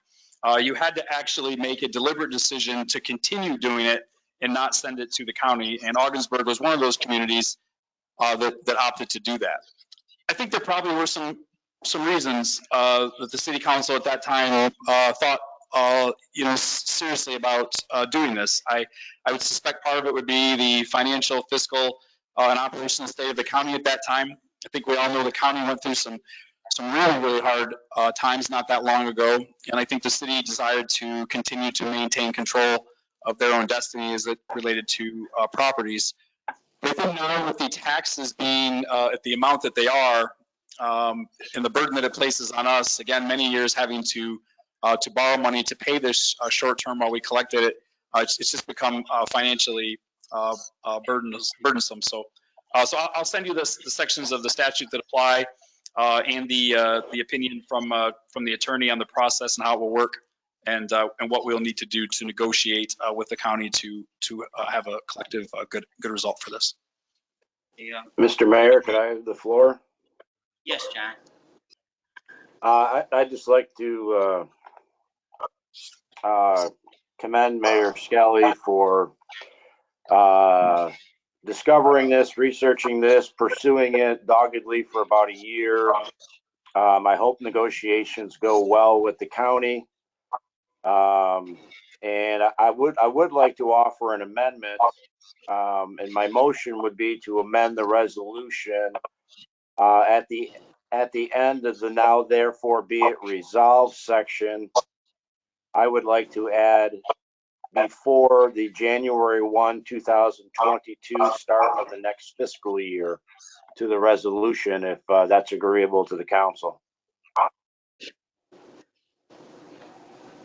I'd make that motion. Councilor Reese, could you just repeat that one more time, just a little bit slower so the clerk can capture it? Yes, I'm offering amendment to the resolution, the section where it says now therefore be it resolved. At the end of that, I would like to add to that for it to say before the January 1, 2022 start of the next fiscal year. So all this does is ask the city manager to negotiate. So you want him to start negotiation before January 1st of 2022? No, I wanted it to be taken care of before then. You want it sunsetting on January 1st, 2021? No, I want this matter to be resolved before the next fiscal year. I want the transfer to happen before the next fiscal year. I have two questions. One, has there been any talk with the county on moving this forward in any other agencies? And secondly, what kinds of delinquent properties are we looking at here? I didn't hear the first part of your question. The second part, the delinquent properties for us would be anything that we normally take back on taxes. So there'd be a process established, seemingly a tax collection process. Either we would initially try to collect ourselves, similar to how the school district does now. The school district attempts for about 4 months to collect the school tax directly. When people don't pay within 4 months, then it's sent over to us, and we take it from there. So the process would work similar based on the county's system. That again, we would have a period of time. For instance, we would say take 6 months, or maybe we take a year. And when we didn't get our payment, we would pass those to the county for continued collection. So it would work. The reverse is of how it's working now. So at the end of whatever time period we choose, we would then present that to the county as the unpaid taxes for re-levy and collection from the county, and the county would then make us whole for the amount that's owed. The first part of your question, if you could just say it again, Counselor. Right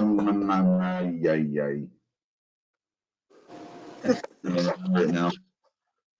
Okay. But I do have just a quick follow-up here. So when those properties get transferred over to the county, how does that reflect on our city in a city rating?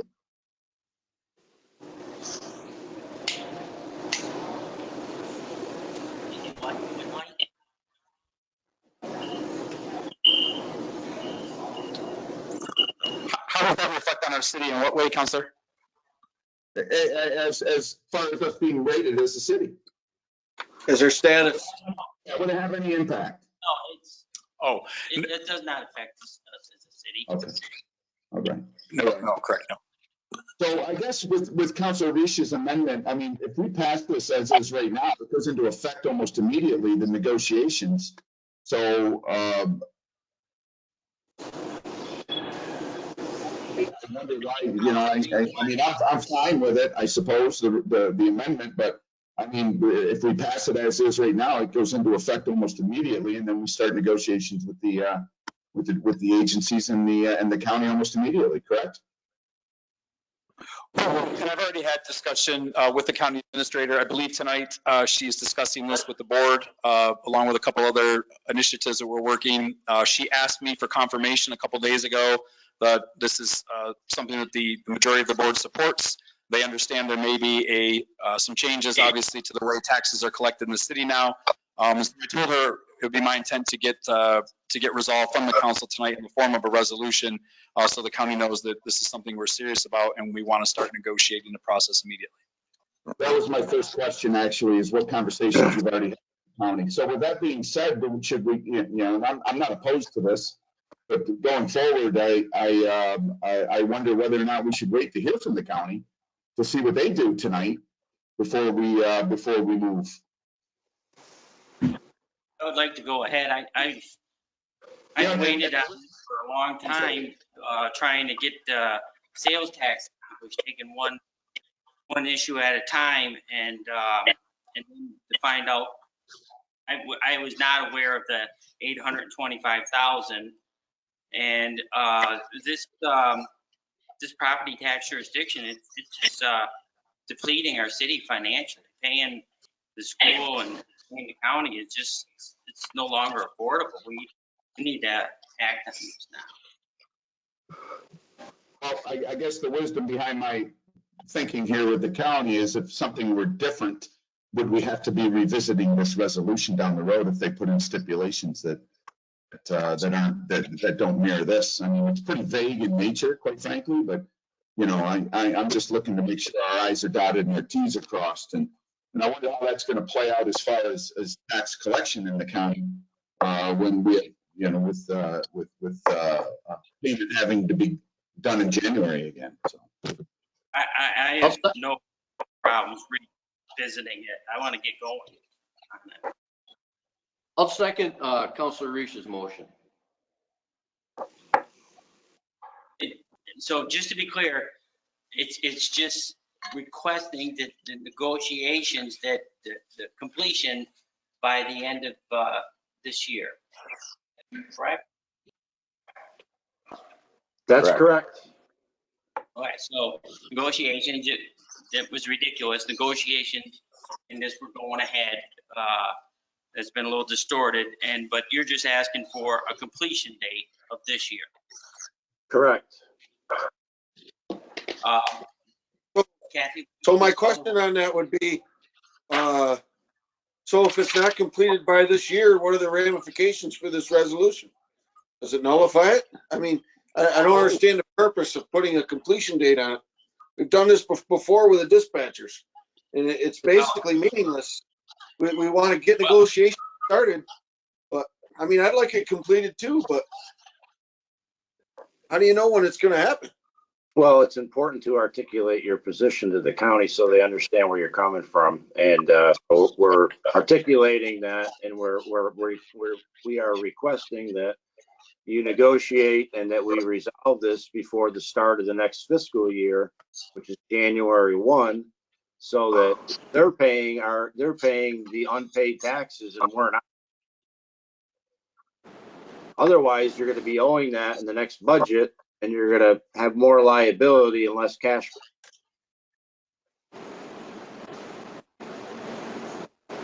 Makes sense. another question, I guess, just to understand, if a resident doesn't pay their taxes by the end of the fiscal year, or they're late with their taxes, which many are, and if it deemed it was delinquent, if they didn't pay by January, would they lose their property? No. For the tax sale and everything else. No, it's if it transfers over to the county, they actually have a longer period of time to pay their taxes under the county's. Ours is more strict than the county's is. Okay.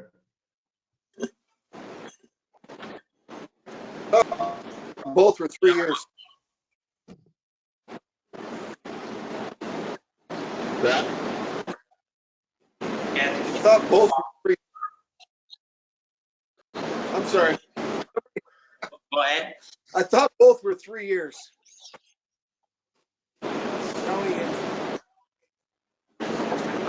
Councilor Scamperly, I think if everyone could remute their microphones, it seems like some folks have got them off. If we can get them remuted, when you don't have it muted, it really makes the feedback bad. I think what Councilor Scamperly is saying is 3 years, and I think he's correct in county taxes. The county starts the foreclosure process on year 3, I think is what Councilor Scamperly is saying. and so does the city. We start ours on year 1 with the sale of the tax certificate, and on year 2, if it's not paid, we redeem the tax certificate. So again, I want to say I'm talking in generalities here. So if ours is roughly 2 years and the county's process is roughly 3, it would be an additional year someone would have to work through paying their taxes. And again, the county has adopted several programs and processes and procedures for helping people pay taxes off. And those are all things I'll bring back as part of part of the discussion of exactly what their process is and how it will work for city residents.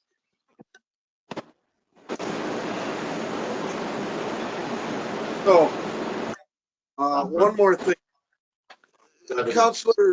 Counselor Reese, it's a good point that you made there explaining that. I think your amendment needs to say that you want it resolved by January 1st, right? Not negotiations, but resolved, correct? Yes, yes, sir, yep. Okay. Should I reword it, or is it understood now? I'd like to hear it. So at the end of the now therefore be it resolved, I would add the language,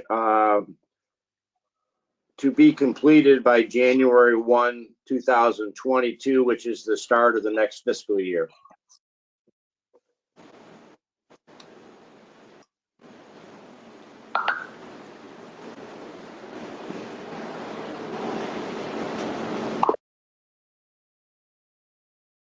Good.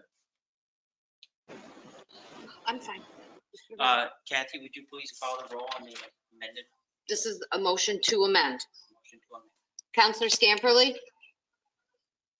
Yes. Mayor Skelly, Yes. Counselor Dilaba, Yes. Counselor Fisher, Yes. Counselor Kennedy, Yes. Counselor Powers, Yes. Counselor Reish, Yes, approved. Kathy, would you call the roll on the amended resolution? Mayor Skelly, Yes. Counselor Dilaba, Yes. Counselor Fisher, Yes. Counselor Kennedy, Yes. Counselor Powers, Yes. Counselor Reish, yes, Counselor Scamperly, Yes. approved. Our last item of business will be read by City Manager Stephen Jelly. A resolution authorizing the city manager to sign an agreement between the city of Ogdensburg and the Ogdensburg Volunteer Rescue Squad for ambulance rescue services within the boundaries of Ogdensburg. Whereas the city desires to recognize the Ogdensburg Volunteer Rescue Squad as a provider of ambulance rescue squad service within the boundaries of the city of Ogdensburg, and whereas the Ogdensburg Volunteer Rescue Squad is willing to provide said service within the boundaries of the city of Ogdensburg and will bill the users of for the service directly in their area. Whereas the purpose of this agreement is for the parties to exchange services for their mutual benefit. Now therefore be it resolved, the city manager is authorized to sign the attached agreement between the city of Ogdensburg and the Ogdensburg Volunteer Rescue Squad. Just some history on this. We have an agreement that was signed in 2019. The rescue squad came to me recently asking for some support with workers' compensation. Their volunteer members are covered under the county's worker comp plan. Their paid providers were not. The cost is quite significant for those paid providers under a private program. So the county had given us the advice that, again, as long as we sponsor those employees, similar to how we sponsor the volunteers, they can go on the county program at a significant savings and little to no cost back on the city. So I also took the opportunity while reviewing this agreement on that, and I guess I would say I'm recommending that we do that for them. I think it's a cost savings. It's very similar to what's done with emergency services throughout the counties, especially those that have a small number of paid providers. One of the other issues that was in the previous agreement was a clause that talked about the Ogdensburg Rescue Squad providing medical services for free to city employees and retirees. And upon review of the city attorney, he has recommended that we strike that clause. It would constitute basically a free service being gained by some members of the community and not others. So we're going to strike that. The other thing I want to bring to council's attention here, this agreement was set to expire in 2023. I'm asking council, we're going to extend this. We're going to do this modification through the end of this year. This agreement is largely what it said. It talks about the in-kind services. It is not a complete and comprehensive agreement for the Ogdensburg Rescue Squad to provide services within the boundaries, the geographical boundaries of the city of Ogdensburg. And I want to ensure that we have a contract mechanism that codifies that relationship. The fact that we are outsourcing the emergency medical services mission to the Ogdensburg Volunteer Rescue Squad does not take away the fact that that mission, that service, is the responsibility of the city council to provide. And this agreement, I don't believe does that justice that it needs to be done.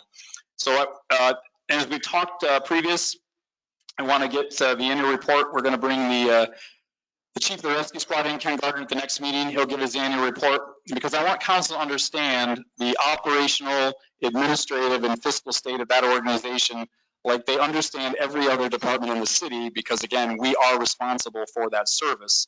So it is important that council is well apprised of where they are on where they are on all fronts. So again, this will get what they need to renew their insurance, get their folks taken care of at a lesser rate, clean up a couple areas that the attorney said we don't want to do, and then just set the stage for me to be able to work with them over the next few months to have a little more robust and comprehensive contract in place to coincide with the 2020 budget year. Questions? Yes, I do have some questions. So the agreement in front of us runs until 2023. We don't have a motion yet, John. Anyway, I'll make a motion for this. Do I have a second? No second. Okay, discussion? Go ahead, John. I don't understand. I mean, I'm looking at the agreement, and what the manager said was that it runs through the end of this year, but the agreement in front of us runs till 2023.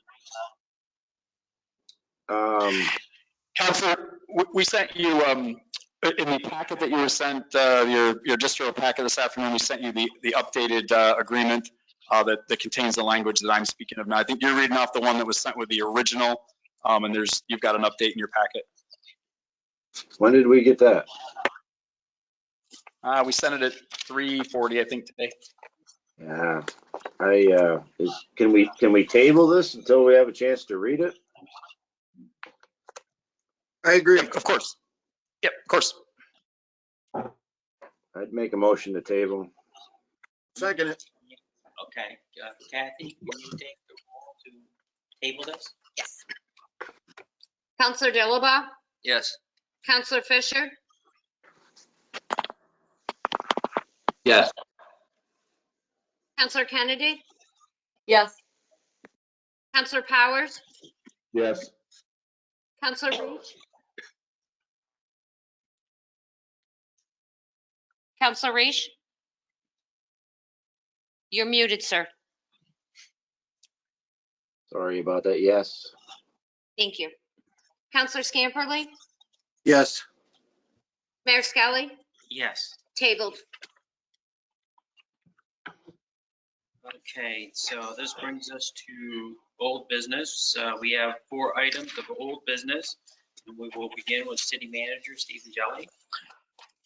Great, thank you, Mayor. So we've got a few issues to go over tonight and update. I wanted just to call your attention. Tomorrow, you'll see the department update button and section appear on the city website.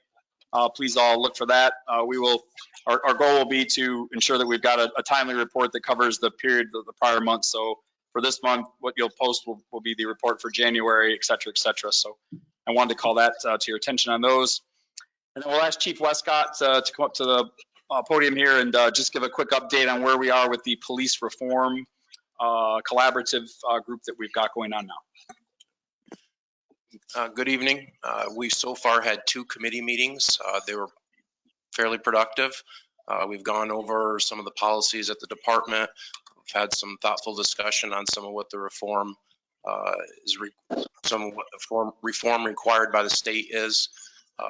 We have another meeting tomorrow where the committee members have asked to meet some of the police officers so they could ask them some questions about their jobs, their duties, what their responsibilities are, what their perspective of the reform is, and what their perspective of the job is. So I think we've had some good, thoughtful discussion there. The survey on the city's website has been left open, but largely was due on the 19th for consideration. We're going to start reviewing all of the survey responses with the committee and kind of move forward in the direction as the community sees reform of policing in this city. Any questions? Thank you, Rob. Great work. Thank you. Thank you, Rob. Oh, you're welcome. Thank you, Chief. Great. The next item on our list, I've sent all of you a one-page paper where we are with the initiative to transfer police department dispatching services to the county. So this is information only, sending out to you what I've asked again the county administrator to begin negotiations with us, pushing this forward, an initiative that we started discussing last year. Again, I think as you all know, a lot of our initiatives were held up when the sales tax negotiations got difficult. So I believe tonight this is another issue that she is asking for some latitude to begin working on again with us. So I hope to hear back from her. Again, the one-page information paper I've sent you has got the high-level framework that we'll begin the discussions with, and I can entertain questions now or later for any of you. I just have a couple of things. I had a suggestion. I was wondering, could we get a committee together to work towards creating the policies that this merger would entail? Maybe like somebody from the police department, emergency services, somebody from a legislator, someone from council, anybody else who might, bring something beneficial to us. Because I think in order to make this work, we're going to need some type of policy in place as to what are the county versus what are the city's responsibilities. And I think starting a committee to work towards this common goal might be beneficial.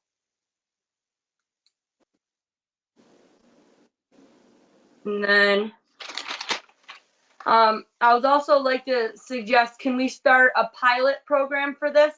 I would like to see maybe for like a 1 to 2 month pilot program, and then take feedback, see what our officers and what the county has for feedback, so we can make any changes to the said policy before moving forward and locking ourselves in. Then I was also wondering where we are at for licensing for broadcasting. I know that the county doesn't have the licensing to broadcast for the city of Ogdensburg. I was just wondering who is going to be responsible for paying for those licensing fees and all that. And then I was also wondering, where are we at with the air cards and GPS pucks for the police vehicles, and for training of our officers for utilizing the Spillman system that they'll need to be able to use for the program. Great. I've got all those, Counselor, and we'll provide a report back on all those questions. Some of the questions you just asked are in the sheet that I sent you as far as timeline, phase in, et cetera. But I've captured all the rest of your questions, and we'll update that sheet and send it out to everybody. When can we expect that? Well, I would say within the week. I hope tomorrow to have some discussion with the county administrator that she's got authority to even begin discussions with us about this from her legislative body. So I would say within the week, certainly prior to the next meeting. And I'll provide an update. This will be a topic that I'll provide an ongoing update to it at every meeting going forward. And what are your thoughts on forming a committee instead of to move forward with this? Let me give it some thought. I'm not. This is a process. This isn't something that we're going to spend a lot of time negotiating how we do it or don't do it. Dispatching services are largely standardized. We will fall in line most entirely with what the county's dispatch policies and practices are. That is the standard model across the state. As somewhat typical, Northern New York is lagging behind on that. We still have far and away too many independent dispatch centers out there operating. I think some of the things that Rob and I have talked about are ensuring that we have the services available that our dispatchers are doing that aren't related to 911. Let me give it some thought, and I'll come back with some recommendations. I don't want to muddy the waters on a process that, quite frankly, Councilor Hardy will have a lot of people at the table trying to negotiate and discuss. I think your ideas we've talked about before on the phase-in are certainly in line with what you see that I've sent there. We would propose to start with the night shift first, work out all the bugs and kinks there, and then work our way backwards into the shift. So there's lots of questions here. I certainly will owe lots of answers as this progresses. I really need to just get it started and get a group together between us and the county. So there will be a committee of sorts, working on it. There'll be at least the police chief and I are working on this. Now, keeping in mind the fire department, the rescue squad already all work through the county. So this is how we transfer the last remaining emergency service. Is this included in the large grant that the county just got regarding dispatch services and telecommunications? Well, certainly, Councilor, if you read the intent of the grant, it was for interoperable communications and expansion of their services. So while I wouldn't say that I know our name was on there directly, it certainly is the intent of being awarded that grant from the state, is that they continue to consolidate and improve communications throughout the county. And we also have a grant award of $300,000 commitment from the Financial Restructuring Board to help contribute towards this effort as well. Well, it's not so much that I'm concerned about it. That's why I would tend to support a pilot program as a rollout, just to make sure that the county and the city services are being met as one. And that's my genuine concern over the safety of the public. But it's there's no question. And we had some discussion. I'm sorry. We had a discussion last year about this, how we phased it in and doing it properly. So it's certainly my concern that we do it properly, so that we don't have any miscues in the receipt of calls and the dispatch of calls. Yeah. Also, before we direct the city manager to form committees and this and that, there should be a consensus of council whether or not we would do that. So he's just not spinning his wheels. It's AIR 2-6 if you want to read it. Yeah, well, he's going to come back with us with more information and we can decide then. I mean, it's just a recommendation. I just was making a suggestion. I didn't direct him to do anything. I just asked him if that was something we could look into. I never asked for any type of formal response or ruling on that. I just asked if that could be updated. It sounded like a direction. I'm well aware that the 423 only directs with whatever I say isn't going to matter anyway. Thank you. Okay, last topic. I've asked Andrea to cover some of the grant opportunities that we've got front and center right now.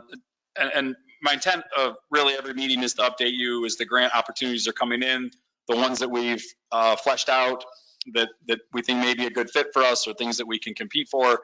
And then also to highlight, perhaps some of the ones that you may see in headlines somewhere that we have decided for whatever reason may not be a good fit, and to get your input with those. So I think this continues what we've done the last couple of meetings. So I'll let Andrea update a few more opportunities. Did council get this update? They did. So, okay. So there's really only one new opportunity since we last presented these to you, and that is the Community Development Block Grant Housing Program.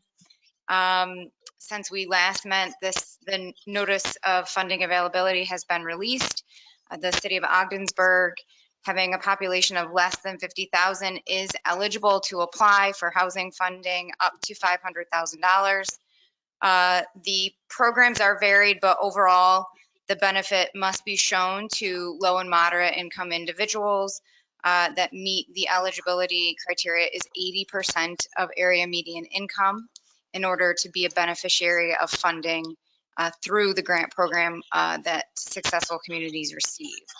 Applications for these programs are due on April 9th, and they do require a public hearing. I do suggest that we consider application. I'm going through some opportunities and suggestions with the city manager. I have already prepared the request for a public hearing for your March 8th meeting. So the public hearing for that would be held on March 22nd. We would take public comment on recommendations that would be reviewed on the 8th. So that's really the only new opportunity since we last spoke, but I did update two other opportunities that I mentioned at our last meeting, which is the Northern Border Regional Commission. Based on some conversations with the city manager and feedback from council, I do recommend looking more closely at this funding source specifically for improvements to our pump stations, and maybe limiting that to one, or maybe looking at all of those outside of those that are mostly benefiting the state in terms of the state hospital and correctional facility. Applications for that are due May 14th. And then the only other one, which there's no change to, and I should just comment that the Northern Border Regional Commission does not have a specific public hearing requirement, although if the council desires to obtain public comment, you could certainly choose to have a public hearing. Bridge New York, I went into considerable detail at our last meeting. The deadline for that application is June 9th. It is a two-step process. And we are working on kind of fine tuning what that amount looks like to finalize the work that we've already started doing this past fall. So those are the 3 grants I just wanted to kind of bring to everybody's attention, with emphasis on the housing funding available through Community Development Block Grant. I think it would be great if we could have a public hearing on the Northern Border Regional Commission grant opportunity, if that's what the council wants to do. And I'm curious about USDA funding for the wastewater treatment plant. So, yes, sir, as Councilor Reese, as we talked, I've been in communication with Senator Schumer's office, and we're working on that now. We're actually hoping to hear tomorrow that he set up a meeting for us with USDA, so we can sit down, discuss where the project is, and see what the potential is for revisiting that. So I'll have a report. I'll send something out to all of council if I have something before the next council meeting, and I hope we'll have at least had that meeting with the Syracuse district office and have that discussion. Thank you. Also, and I just wanted to update council on my part, the one grant that we're not asking the area to work full time on is the SAFER grant for fire department staffing. Angela Gray, myself, will be working on that. I want to say to council, I'm looking at all the opportunities for that, but we've set the staffing in this organization for the year to be 21 overall personnel, and I'll be seeking SAFER grant funding from FEMA and DHS to support what the council has set as the staffing level for the fire department. I don't intend to ask the federal government for money for staffing above and beyond what council has set as the staffing limit for the organization, nor do I think that that's a necessity at this time to do. I disagree.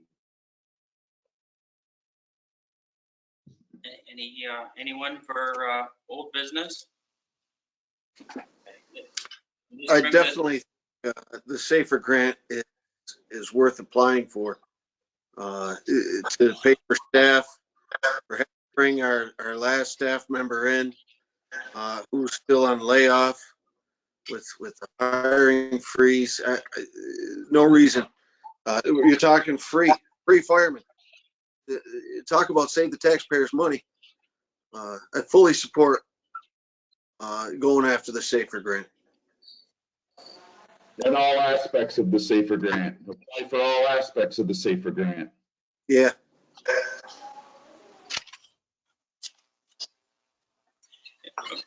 And this brings us to new business. We have one item, new business, and that'll be. The only item from staff for new business site just is discussion with council. I think if our numbers continue in the county to go in the direction that they are in the city, we will plan on a reopening of all city facilities, business facilities, including City Hall, on the 1st of March. And our first meeting that will be available for public attendance will be 8th of March with 50% capacity of the council chambers. Good news. Anyone else have new business? And this brings us to discussion. Hold on one second. Yeah. I couldn't fast enough. I was wondering the status of the Dubisky Center at the reopening of city facilities. Did I get an update? The same thing, Councilor. We're looking to getting, again, same thing after March 1st, being able to get that open for public use. And we've got, we're working, I guess, under new business. I hadn't written this down tonight, but there's no reason I can't discuss it. We are working closely with the Chamber of Commerce here in Augsburg that is getting ready to be part of the new Consolidated County Chamber of Commerce to look at joint use of the Dubisky Center for our use and use for them. Sort of a trade of services. They staff it and operate it as a visitor center and also help us schedule use of it in and out. Andrew and I are also working on some initiatives of what we can do with the snack bar. And we'll be bringing council some recommendations and asking for some guidance on that in one of the next couple of meetings.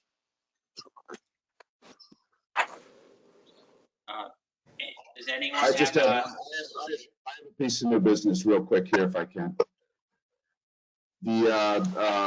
Recently, we are on receipt of an email from a citizen in the city of Augsburg regarding a resolution that was passed back in June of this year that changed to establish working rules between the city council and city attorney. And it was done without a public hearing in a very similar situation under the same AR 28, which was preceded by a public hearing. We're all in receipt of that email from this citizen, and I request to have that forwarded to the city attorney for question and concerns to see the legalities of the resolution and the administrative regulations. But I think it's a good question. I think it needs to be vetted and the proper procedures need to be put in place to make it law. And it hasn't been done as of yet. I don't know if it's a matter of housekeeping or what the matter is, but I'll be sending this on to the city attorney for review.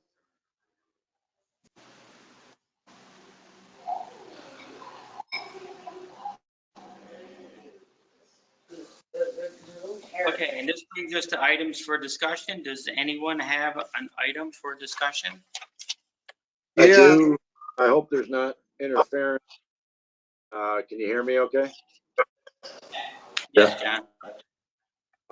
No, I just wanted to mention that on the county, and tonight, I believe, is a discussion where the county attorney and some of his staff, if I'm not mistaken, it authorizes them to assist us with some of the waterfront cleanup in Ogdensburg. I spent a lot of time early on when we hired Mr. Jelly, talking to him about the Augsbury tank farm. I know this is really important to all of us. Councilor Fisher's mentioned it a lot, as well as the other contaminated properties that we have. And I know that Steve and staff have been working hard on it, and I'm optimistic that the council or the county legislature approves that tonight. I hope they do, and I hope we start to see some cleanup on our waterfront, the Augsbury property, but also Diamond National and Shade Roller and other properties. So I appreciate the effort on that, and we'll see what happens.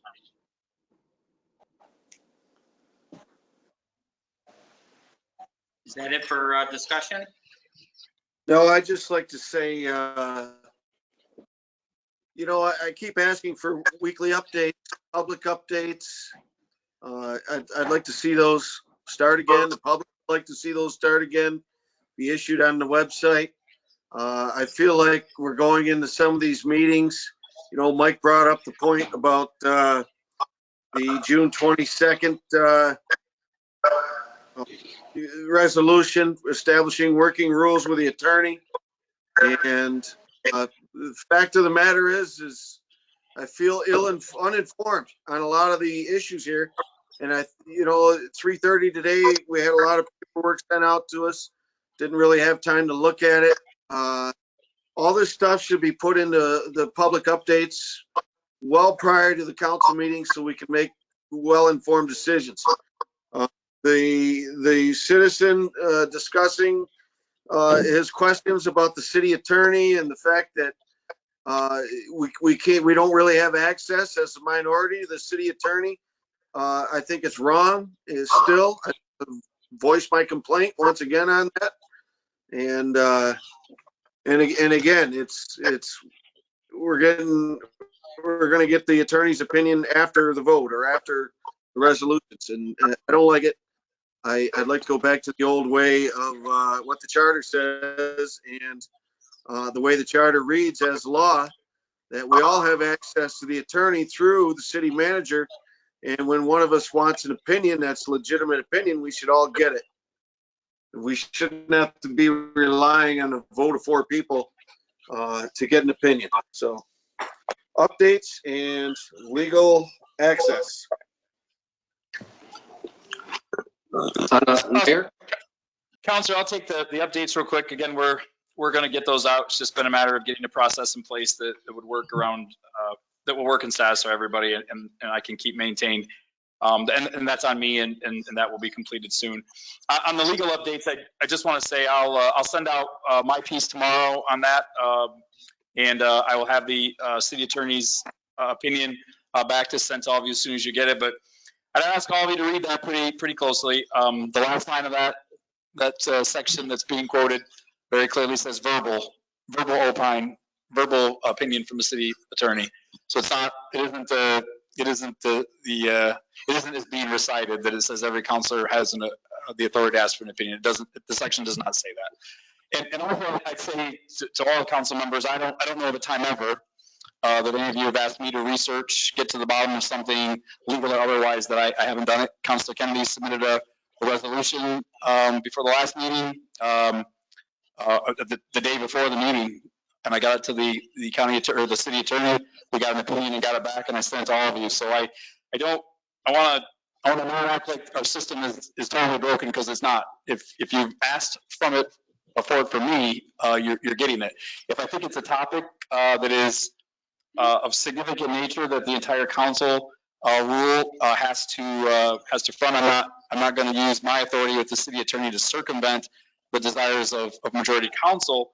But again, I think when topics come in that just help us keep moving along and keep councilors advised, which I think is the intent of the section that is being quoted by the citizen, I believe you're getting that now.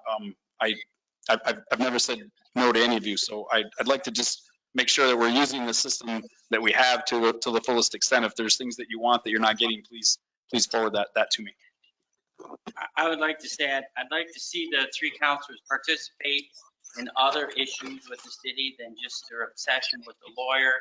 I mean, we had sales tax. I gave you all the information I had. It showed no involvement in that, the very big issue. When I talked to the lawyer a year ago about sales tax and property tax jurisdiction, you tried to have me put out of office. You voted on having me put out of office.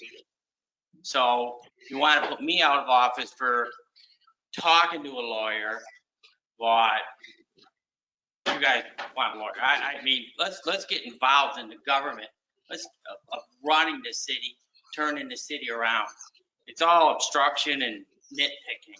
So, any further discussion? I think I've involved myself very much in sales tax negotiations, and plan on continuing to do so. Go ahead. This body passed a resolution 4-3 to make sure that that a majority had to approve what was sent to the attorney for review. Period. It's to contain lawyer costs. And what do those look like? They're down. Our legal fees are down. Look at the paper. How many attorneys does the city have on retainer right now? Many as it takes. 2. City manager says 2. We have 2 at any given time. The city attorney and the labor attorney. We have a couple special attorneys working special matters, those matters specifically. So that I don't. We have no more attorneys operating now than we've ever had at any given time. Mayor? Down though, right? Yes, Steve. On a happier note, circling back to Councilor Reese's earlier comments on the Augsburg Tank Farm and the rest to finish up Shade Roller, the county did bring it up tonight, and they passed it, and they will be helping us.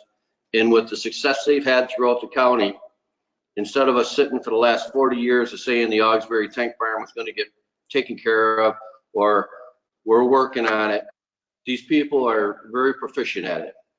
And I think you're going to see wonderful things in not too far distant future. So I thank the county legislatures for passing that resolution tonight. And as I said before, they would be better to work with than against. Thank you, Steve. Is there anyone else? Okay, and this brings us to citizen participation.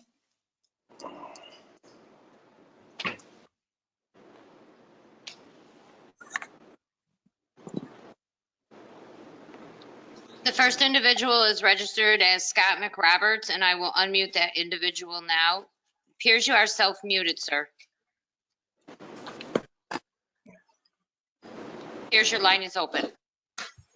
Yes, first of all, I would like to commend council on some of their actions tonight with regards to actively looking for grants on the wastewater treatment plant, as well as pursuing the county for taking over the delinquent taxes. That obviously will be a positive impact for the city if those do come through.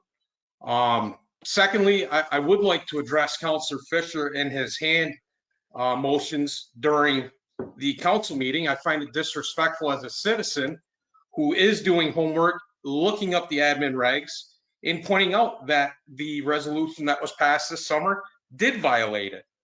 Perhaps if you would have done the homework instead of being sarcastic to members of the public and the like, you would have realized that. You've already recited one of the admin regs tonight to Councilor Kennedy. So obviously you know where they are. You just chose to ignore it. So maybe look through it before making your little puppet hands there, Steve.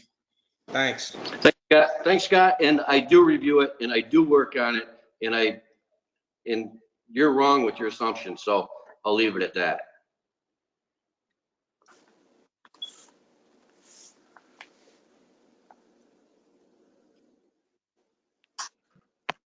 I don't see any other hands raised. Okay. The hand just went up. Mayor, would you like me to take it? Yes. The next individual is registered as Carrie Wright, and I will unmute that individual now. It appears you are self-muted.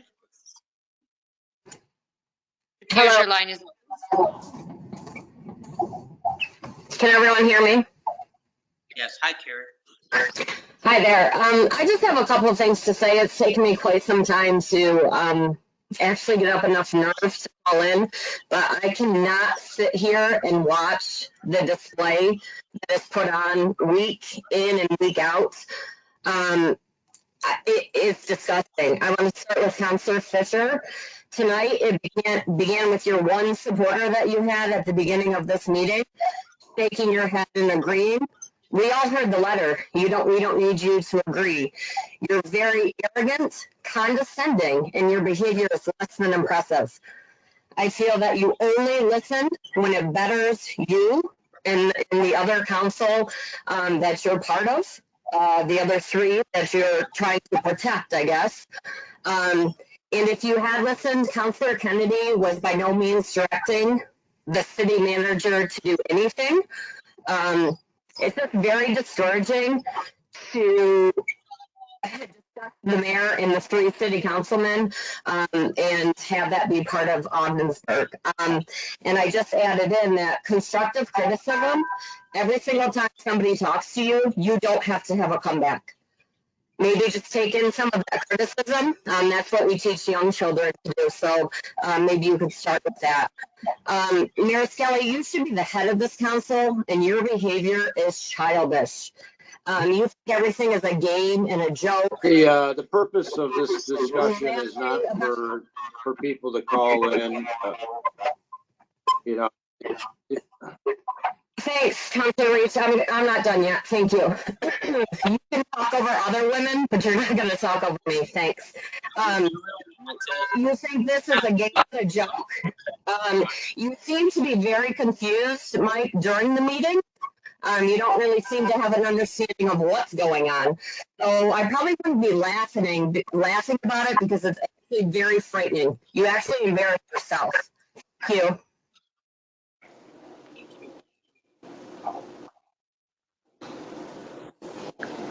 The next individual is registered as Brittany Thornton, and I will unmute that individual now. It appears you are self-muted. Hi, can you hear me? Yes, we can. Good evening, council. My name is Brittany Thornton. I reside in the city of Ogdensburg. I'm addressing the council and mayor over my husband, Jake Thornton. Jake is now the only firefighter that has not been brought back to work at OFD. The city manager made a public statement that 2 more firefighters would need to retire for him to return.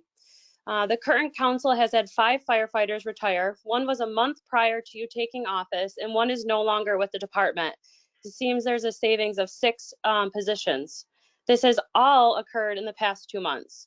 The fact that the fire department was originally at 28, it is now down to 21, tells me that you have saved a significant amount of money if each of those firefighter cost taxpayer as much as the city manager stated at $131,000 per year. 1 person being laid off is not worth the impact on the budget, and what are you putting us through as a family? You are continuing to punish our family, and what you are putting through we do not deserve. We are lifelong residents of Ogdensburg with 2 young children who want to stay in Ogdensburg and raise our family. There are no other professional opportunities for Jake to use his training in our area, and you all know this. I have served my community for 16 years, and all Jake would like to do is the same without having to uproot our family or make a decision to uproot our family from our hometown. I know many people have struggled during the pandemic from job loss, but this is unnecessary for him to be the only one off with such savings in the department. I voted for 2 of the 4 counselors because I truly believe the right thing would be done when trying to reduce departments through attrition. Instead, we are left making difficult decisions for our family. I'm asking the city council and mayor to please reinstate Jake at the fire department. Thank you. Thank you, Brittany. According to Mr. Bouchard's letter, it's no savings at all, but actually costs the city more money to have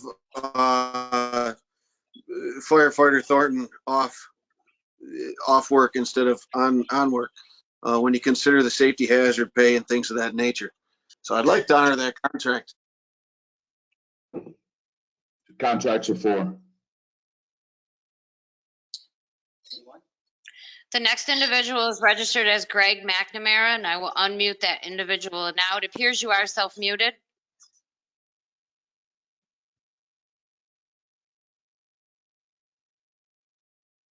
Mr. McNamara, it appears you are self-muted. Hello, Ogdensburg. Can everybody hear me? Yes. Great. I just would like to point out some facts. I've been wanting to call into a council meeting ever since the last election. And because of everything that's been going on, I've kind of just stepped back, but I've watched everything that's gone on. I only have so much time. That's the thing. I'd like to go back to last week's meeting where several people called for the new majority and the mayor to resign from office. I think it was a very hypocritical statement for that to happen. When Councilor Powers was given his position in city council, the charter was broken then. Unfortunately, when the charter's broken, everybody should resign that broke the charter, the 3 would already be gone. I don't think they should be gone for breaking the charter. They were just following Sarah Purdy's. They were following her, and she didn't necessarily know what she was doing, and that was proven. The past administration in this city, and it's been proven, was running the city into bankruptcy like a train out of control. Unfortunately, the changes that have been needed to be made since the new election has really affected the city very much, and it's affected a lot of families and other people, and I respect that. I would like to say I would like to see Jake Thornton be brought back to the fire department. He's a good guy and he's a hard worker. I would like to see the fire department respond to medical calls. On the other side of things, article I read this past week, Jason Bouchard stated that if 4 firefighters showed up to a fire they would have to stand on the curbside until another fire department showed up and watching a structure burn. That was very wrong. He shouldn't have said that. If I woke up and my next door neighbor's house was on fire, I would obviously very first call the fire department, and I'd be over there with my goddamn garden hose trying to help them as a person. I would. And these are the type of things that the old and new administration need to realize, and they need to come together and work together as a group, because you all are very smart, good people deep down inside, and I know you can work together. I'm done. Thank you.